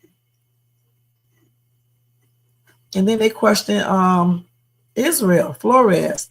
That's the security guard. He used to be a security guard. Now he's a police officer. And he's the one who said that Combs attempted to hand him a stack of money, telling the guard he didn't see anything. But he said he did not. He told him, he don't want your money. Let's go back into your room.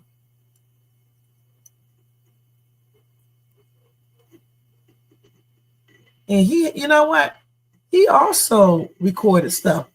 He testified that he took a video with his cell phone to show his wife, who he thought would not believe him without evidence. And so a lot of people be taking videos, and Cassie took videos too.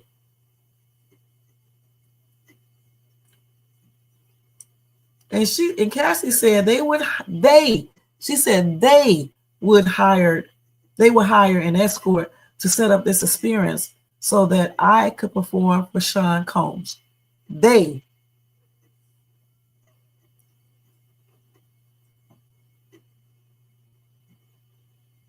She was 22 years old when they first started doing those freak offs. But she said she loved him very much.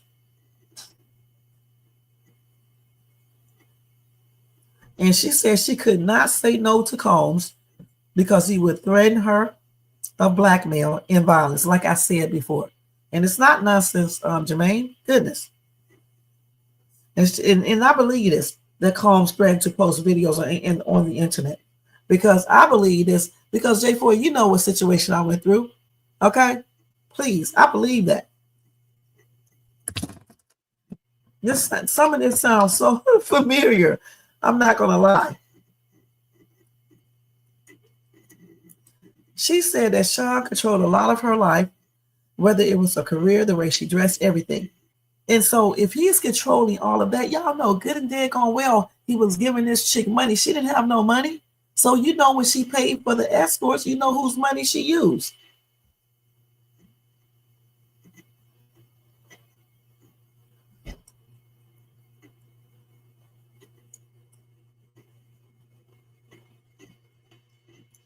At least he waited till she was 21 to kiss her. He didn't do that at 19 or nothing.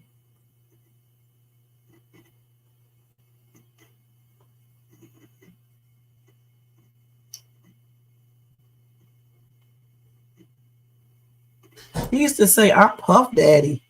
I'm Puff Daddy. Puff Daddy got many rules, and I love the women.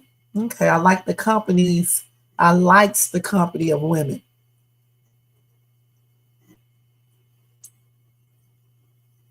And he also involved the security staff. That's sad.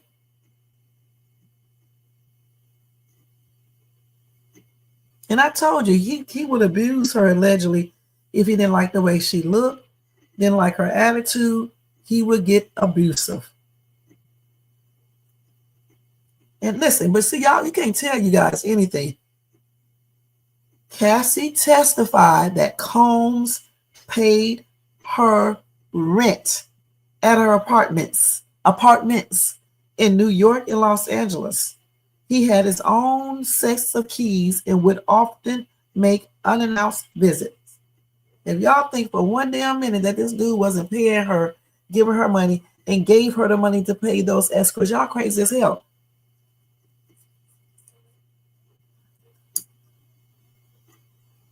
So they say his ex-trafficking was either by force, fraud, or coercion in transportation to engage in the P word, and that would be proven if they have straight up evidence that he did pay or made her pay or other people pay ex-workers to come there to have X in exchange for money, period.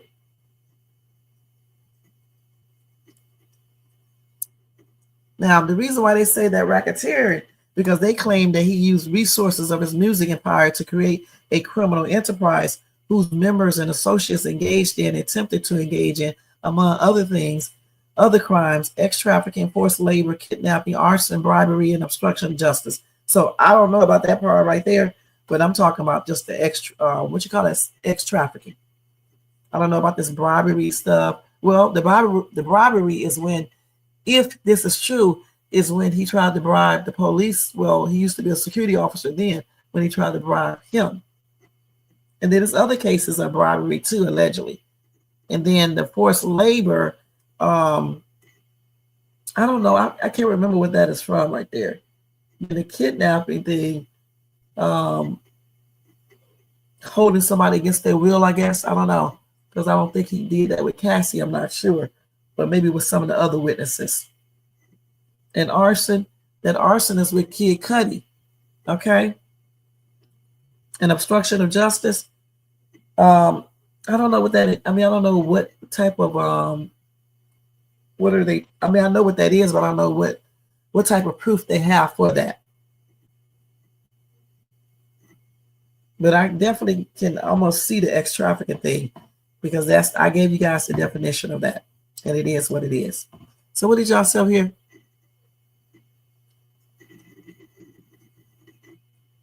Listen, just because I put videos up, because I do have a news channel, so therefore I need to show everything. Just because I put stuff up and say it could be possible, it doesn't mean that I believe it 100%. Okay, period. And how do you know that there aren't tunnels? Okay. Listen, we're not talking about Allie Carter. We're talking about Cassie. Okay.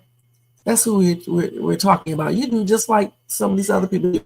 You go into something totally different when we are talking about Cassie. Nobody cares about this stuff right here. Allie is not up on the stand, okay? They didn't even take the stuff she said seriously. That's why you didn't see none of them here. Okay, we're talking about Cassie. These allegations and stuff that Cassie is making, not Allie Carter.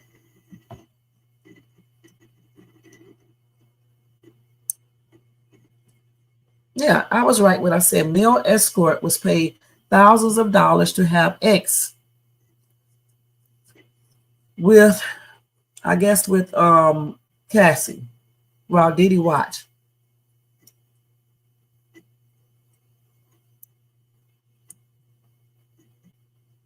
And that's Daniel. He's the one that made thousands of dollars, okay? Y'all know that shit is true. It sounds like it's true shit. I mean, I know people can lie, but come on now. These damn lies, but come on, please. Yeah, that's right. He was paid up to $6,000 a pop for the X sessions. He said, which went on for a few years. It could last as long as 10 hours. And he said at least 2 of them turned very dark, with Combs beating Cassie. And I think that's when he said he got fed up. I think this is the same dude. I'm not sure. There's so many. Damn. He was paid up to $6,000. You know, good and damn well, Cassie didn't have money to pay this dude that. And he said he never went to the police over his concerns for Cassie's safety, even though he believed she was in real danger, because he was scared of Sean Combs, who took a photo of his driver's license as a threat. So I don't know why y'all keep on saying at first I was saying, why are all these people scared of this dude? But we don't know Sean Combs, okay? We don't know him. I seen him one time in person, when I went to this function. And when I saw him, he was waving and smiling and shit, talking to everybody and everything. He didn't look like he did all these things. Okay, this was in 2013. So the thing is this right here. We don't know these people, so therefore we can't say. And we don't know what these people are like. So we don't know what kind of threats, if he made any threats to this dude to make him fear him. He said this was someone with unlimited power. And chances are that even if I did go to the police, that I still might be losing my life. So that's why he didn't tell.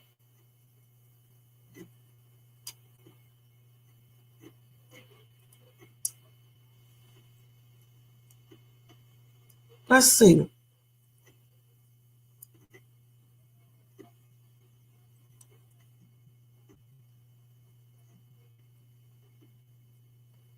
And then he said Sean Combs told this dude he worked in the import-export business during the encounter.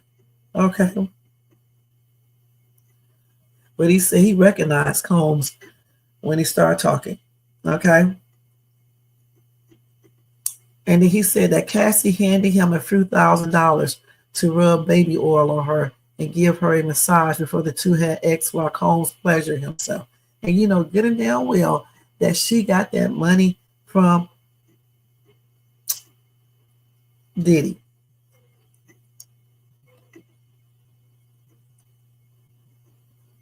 He had this girl doing everything. And you can almost tell it in this damn photo right here. Come on now. I remember it was rumors back in the day. I remember all them rumors. Even when she shaved her head, now she coming out telling us why she shaved her head. And people were laughing, making jokes when her eye was black. She had on them glasses. Everybody knew she had a black eye.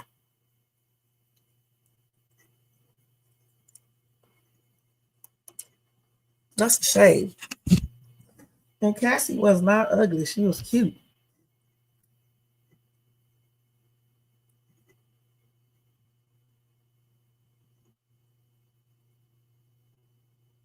And Cassie also told him, I didn't have to worry about anything because her husband wasn't gay and that he wasn't going to touch me or anything. Mm-hmm.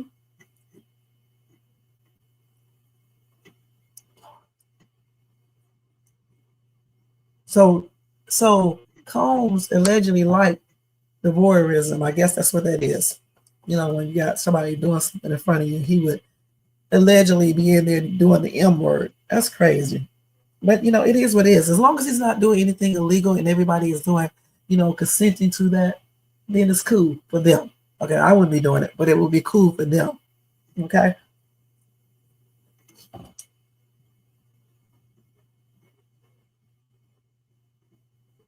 Yeah, we would tell them on some encounters, with some senior encounters, he would tell them to slow down.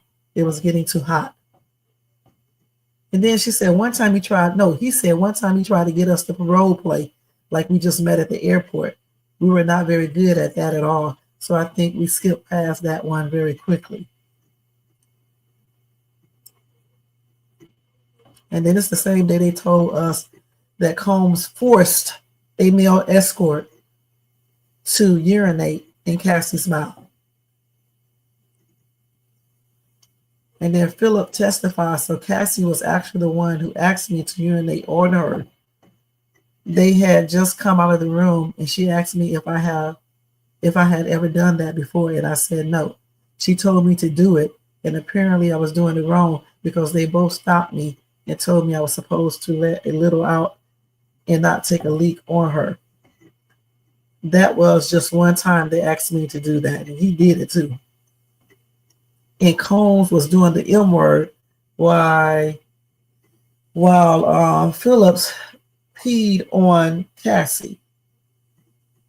He said he was always sitting in the corner doing the M word, and occasionally he would tell me to step off and back off because he was going to get some. And I would be sitting in the corner watching. This is disgusting. And this is Phillips right here. So this is Phillips, y'all. Y'all get a chance to see what he looks like. You stop.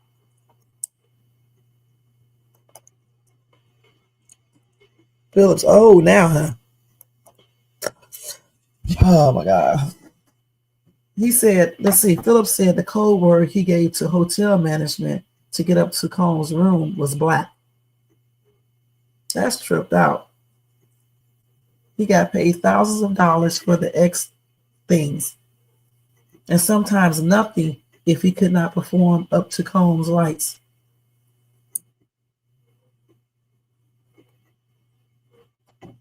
He said he was excited that he was in the world with these people.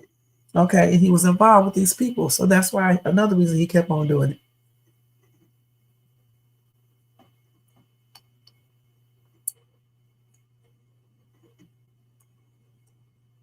And then he said, after he saw Cassie getting beaten up by Combs, he stopped being able to get his you know what on.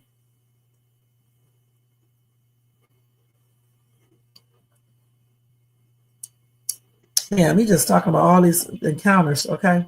And after that last beating that Cassie got because she was trying to get something off the computer, you know, her videos, and Combs, I guess, called her. I can't remember.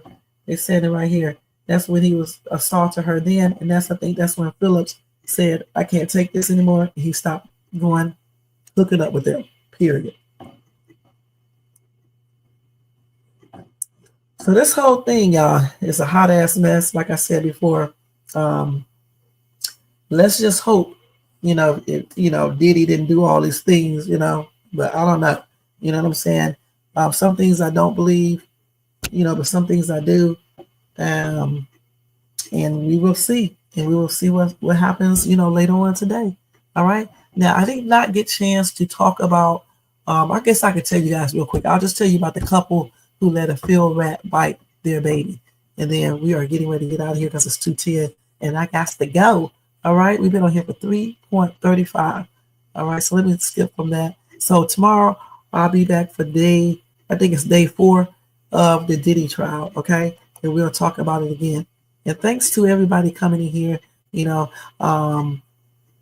giving good feedback and comments and all that type of stuff as well in their opinions. Okay, let's do this. Let's put this up here. All right, so let me go ahead and do this one right here. Then we're going to get out of here after this. Take this to Hinton now. Okay, so we're going to do the baby who got bitten. Ate up, basically. Let me stop. Okay, let's see. What did I do with that story?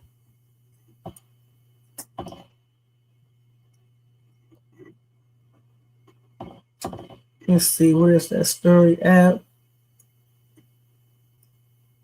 That's the search. Hold on, y'all. Let me get this damn thing.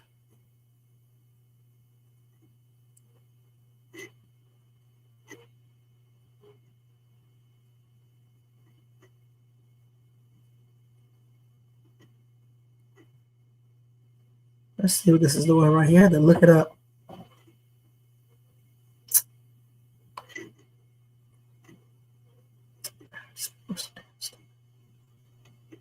Yeah, the baby was partially eaten by a rat, okay? Let's keep it real.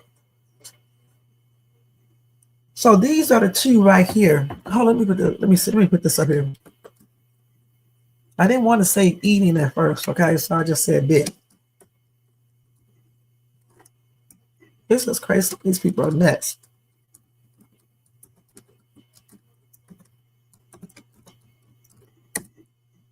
Well, let me show you real quick. Okay, so this is what I'm talking about right here. These two right here look at a hot ass juicy mess.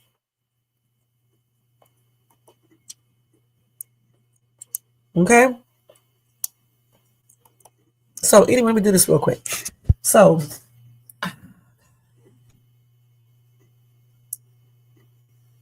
the parents who were charged after the Anderson County Sheriff Office said the couple's baby girl was found with bite marks have been granted bond.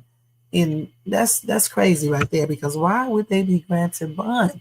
But don't forget, the bond is not there for a punishment, all right? Anyway, deputies said the baby parents, Akayla B. and Justin B., were charged with 2 counts of unlawful conduct toward a child, and all 3 of their children are now under DSS custody. On May the 13th, both parents were granted a PR bond by a judge and were banned from having contact with the kids unless ordered by DSS. They are set to go back before a judge on July the 31st. So anyway, let's see. So deputies responded to D&M Drive after Akayla called 911. Officials found blood covering a bassinet in the infant, who had bite marks spanning her arms, back of the head, ears, and face. The baby was immediately taken to Greensville Memorial Hospital. Deputies said the Criminal Investigation Division interviewed the parents. The baby is a trend, and deputies said evidence showed the baby's brother also had bite marks on his feet. Deputies said the parents admitted to field rats being an ongoing issue inside their single home for the last several months, but still allowed their children to live there. That is stupid. Call a damn exterminator. Deputies said the baby girl will remain in the hospital for several days as the case remains under investigation. Okay. I mean, how stupid. Okay, if you know you got damn rats in your house, clearly you should be calling someone there to get rid of them. And you know, you guys go stay with somebody else until they do that. You got not newborn, you have 6 month, I think they 6 months, 6-month-old babies, twins, and then they got another child. That is crazy. Listen, they said this field rat started to eat the child in her cradle. Okay? And this little girl, 6 months old, is still in the hospital. She had bite marks, like I said before, on her arms, the back of her head, ears, and face. And then the twin brother, bite marks on his feet. This is crazy. Let me see if I can find any more information on them.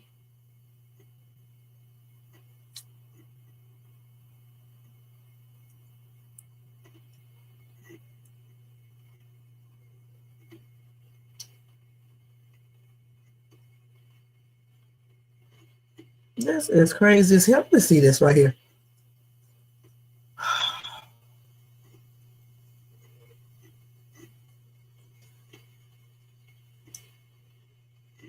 And believe it or not, you guys, you have many stories like this.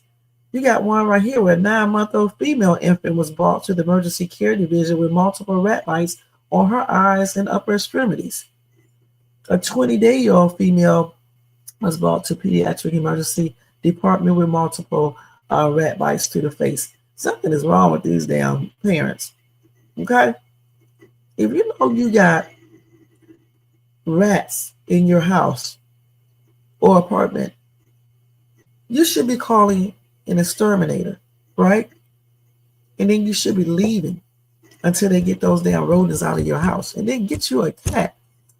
Get a couple of cats. I don't think they should have got no bun.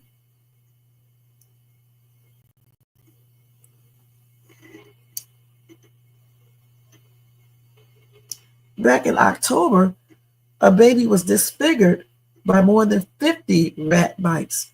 Okay? Something is wrong with some of these parents, you guys. I'm thinking that this is an isolated situation, and you can find a lot of stories like this.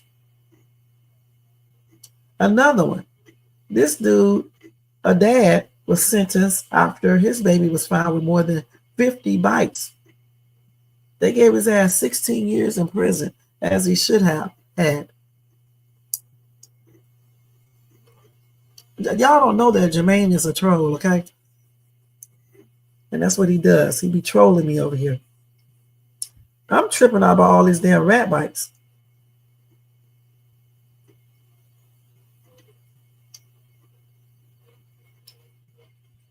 His ass should. I'm glad they gave him 16 years. How can your baby have 50 rat bites?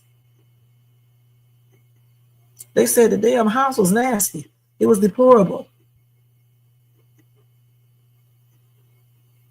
That's nasty, man. This over here in Kansas, nasty hoes. That's nasty, man.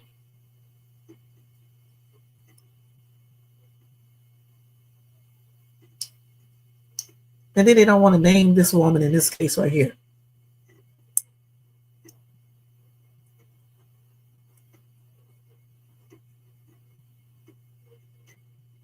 Why would you have a baby in a rat or mice infected house? I keep on saying that because that's weird. Even a little boy was bitten by rats, but he was found unalive. Okay? An 8-month-old baby back in 2021.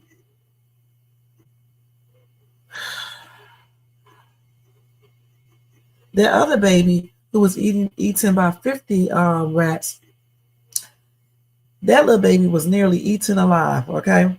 That house had a bunch of trash in there. It was full of clutter and rat feces. Their ass was straight up nasty.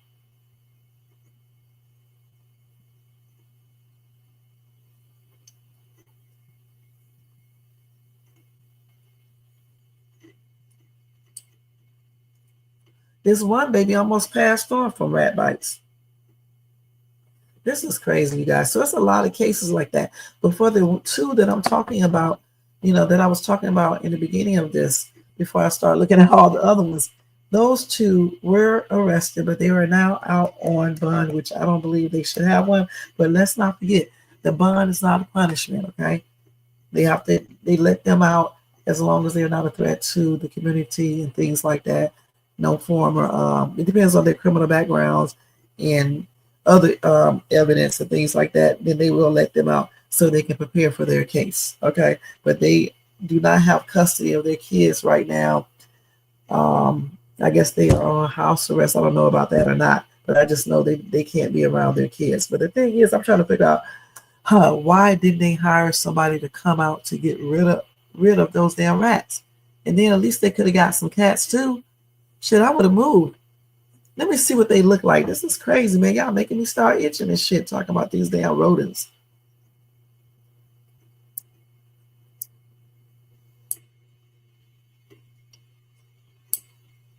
It's actually field rats, right?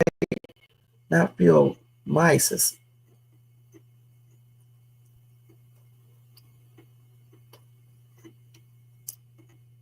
This is a field rat right here.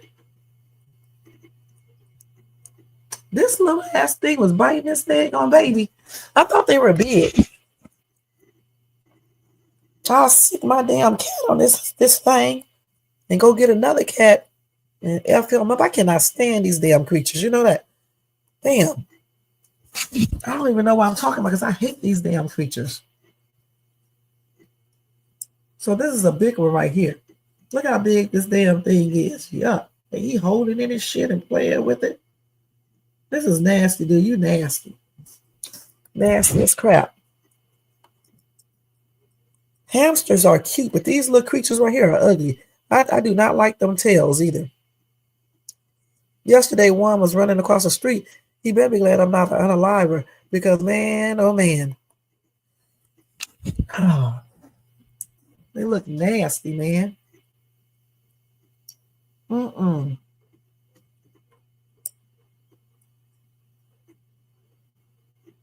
These people got a damn harness on a rat. The hell? I just cannot do this.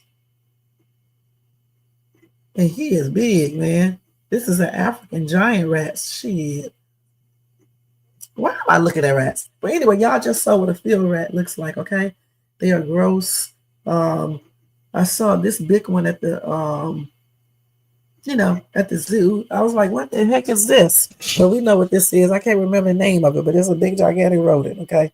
And I forgot what their names, but they are huge. Like little puppies and shit. I don't like those creatures. I'm gonna tell you that straight up. The hamsters, like I said, are cute. Guinea pigs and stuff like that are cute. I like squirrels and rabbits, but I cannot stand these damn things right here. Man, I cannot stand those. And that's why I got a cat. They tear their ass up. Look at this cane rat. This man holding in his shit. Look at this shit. He probably get ready to go take him and unalive him so they can cook him. They call it bush meat. Look how big that thing is. They breed those things and stuff. Oh, goodness.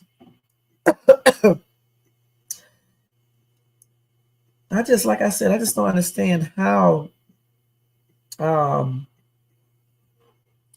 they could have allowed that to happen, honestly, because, you can tell if your house has rodents in it, you can tell. So I just don't understand how they allowed that to happen. Yeah, I know. Things are huge. But what I seen one time, a long time ago, when I lived in Cleveland, right?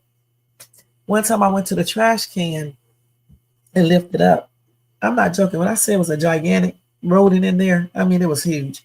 I don't know what kind of rat that was. Hell, I dropped that lid down so fast. He had red eyes, and my ass ran back in the house. And if I'm not mistaken, because I may be getting this confused with a movie.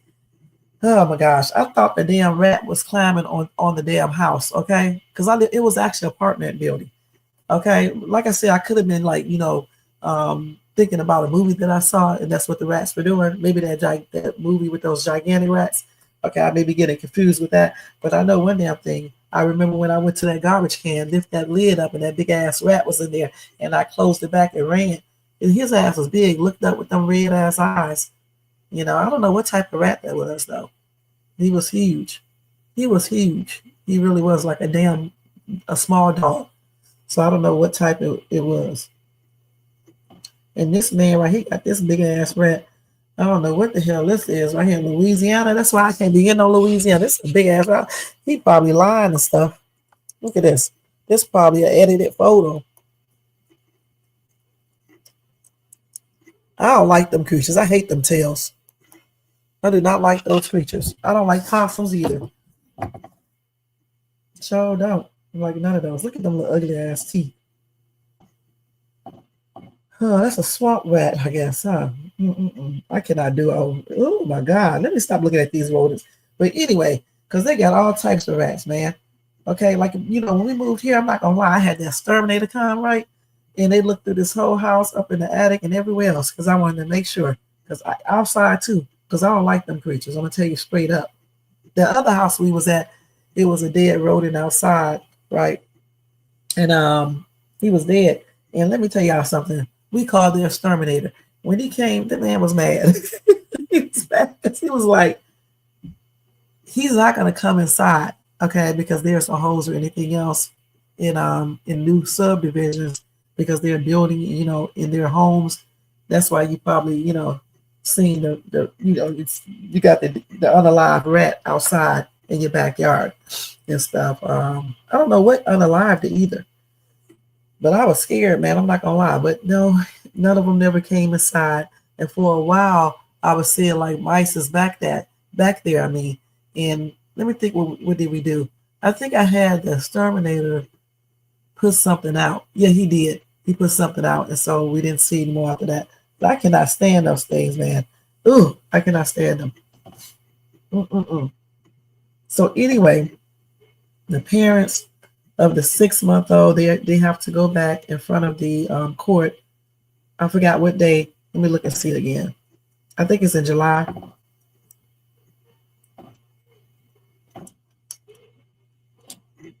Let me see. And the two parents are 24 years old too, you guys, okay?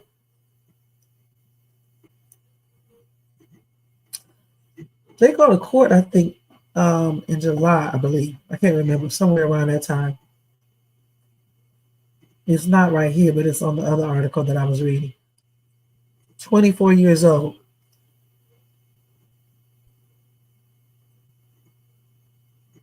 And so they said this case remains under investigation and they will be providing updates.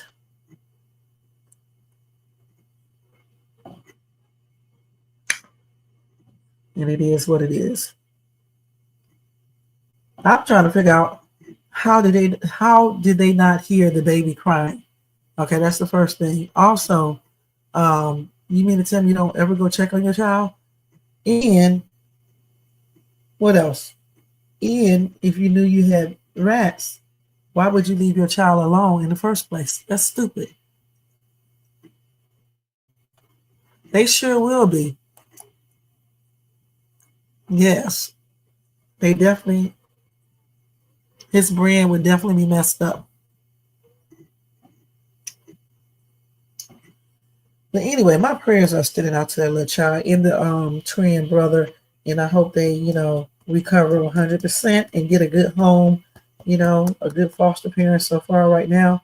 And I hope that those two parents never ever get custody of them again, because that's plain ridiculous. And they do need to be spending some time incarcerated as well, because I'm trying to figure out how this happened in the first place and you did not hear the baby screaming.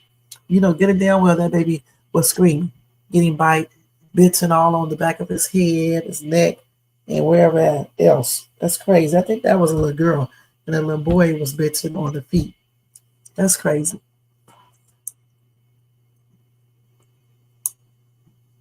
Jermaine gonna get his ass pimp slapped when I see him. This thing is definitely. Okay. So anyway, I think that's it. The only thing I didn't get a chance to tell you guys about, I was going to tell you about Tori, but I'll tell you about that tomorrow. And I think that was it. Let me make sure.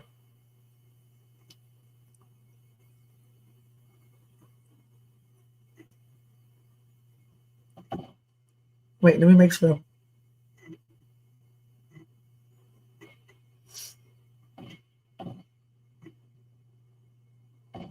Okay. So tomorrow I'll tell you guys, later on today, I'll tell you guys about Tory Lanez, some new information he came up with. And I think that's everything I was going to tell you today. And I'll have more Diddy updates tomorrow or later on today on day 4 of his trial.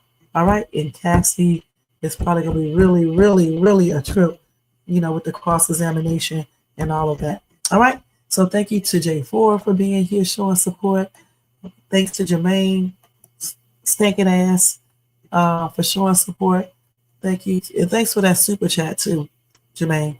And also thanks to Kim B for having good support and knowing what's up in regards to Diddy. All right. And let's see who else. I think that's it. No, Dre, thank you for coming in here, showing support. I appreciate you. And hopefully you subscribe to the channel. Thank you for your input. Dre came in here being a lawyer and shit. Thank you, Kim, for being here always. I think I already said that one time, but I'm just in case I forgot. Again, thanks to Jermaine for this right here. I appreciate you. Tony Bands was up in this place. Thank you, Tony Bands. You and J4 have a good night at work, okay? And everybody in the bushes, everybody who watches this in the replay, thank you guys. I appreciate each and every one of you guys. Let me take this down real quick. Tony Bands comment.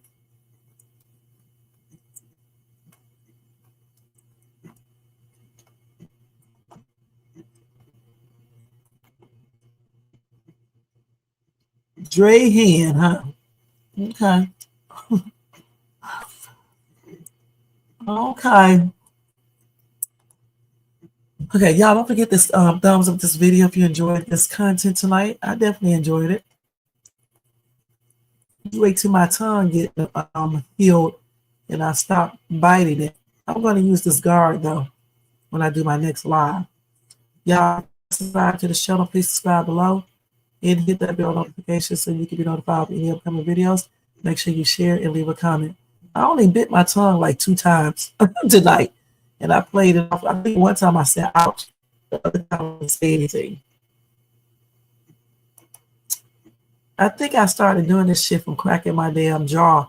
You know how you be like you crack your knuckles. I don't know why I be doing my jaw like that. So I guess I have to stop doing that crazy shit. I think that's the reason why, I start biting my tongue. Now I have to go to like the not the dentist, but I forgot what you call it, the periodontist or something like that. I have to go to him or her and let them give me some put in your mouth or something to get that area strong, to make it work like it should. I don't know anything about the teeth. I know a little basic stuff, but not like that. So when I'm talking like this, I'm just basically trying to explain to y'all what I have to have done. Anyway, I got to buy this little piece. I can't remember what it's called. Myofunction stuff to put inside my mouth or on my face or whatever, so you can strengthen the jaw up and not realign it. I forgot how he put that, to strengthen it, to make sure that everything is working the right way.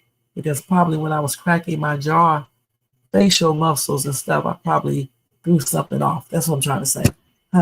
Anyway, biting that tongue is no joke, all right? So now I got gum in my mouth so I won't do it. So anyway, y'all, thank you again. And I'll see y'all later on. Have a good night. Have a good Thursday. And sleep tight. All right. Peace out. Let me take this down.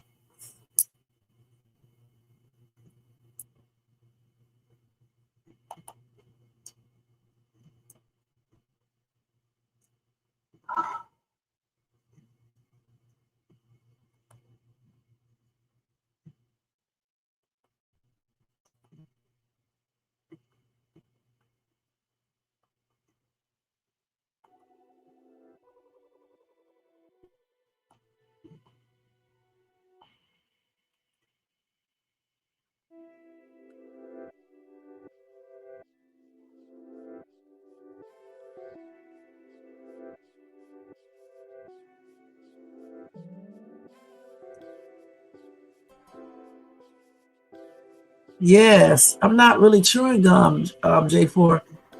I'm chewing gum right now, but I use that gum to put over my tooth. So when I bite down, it won't hurt my tongue on the side. That's what I've been doing.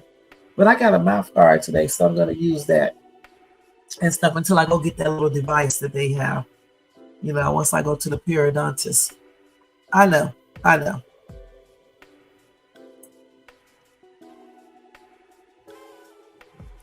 Good night, y'all.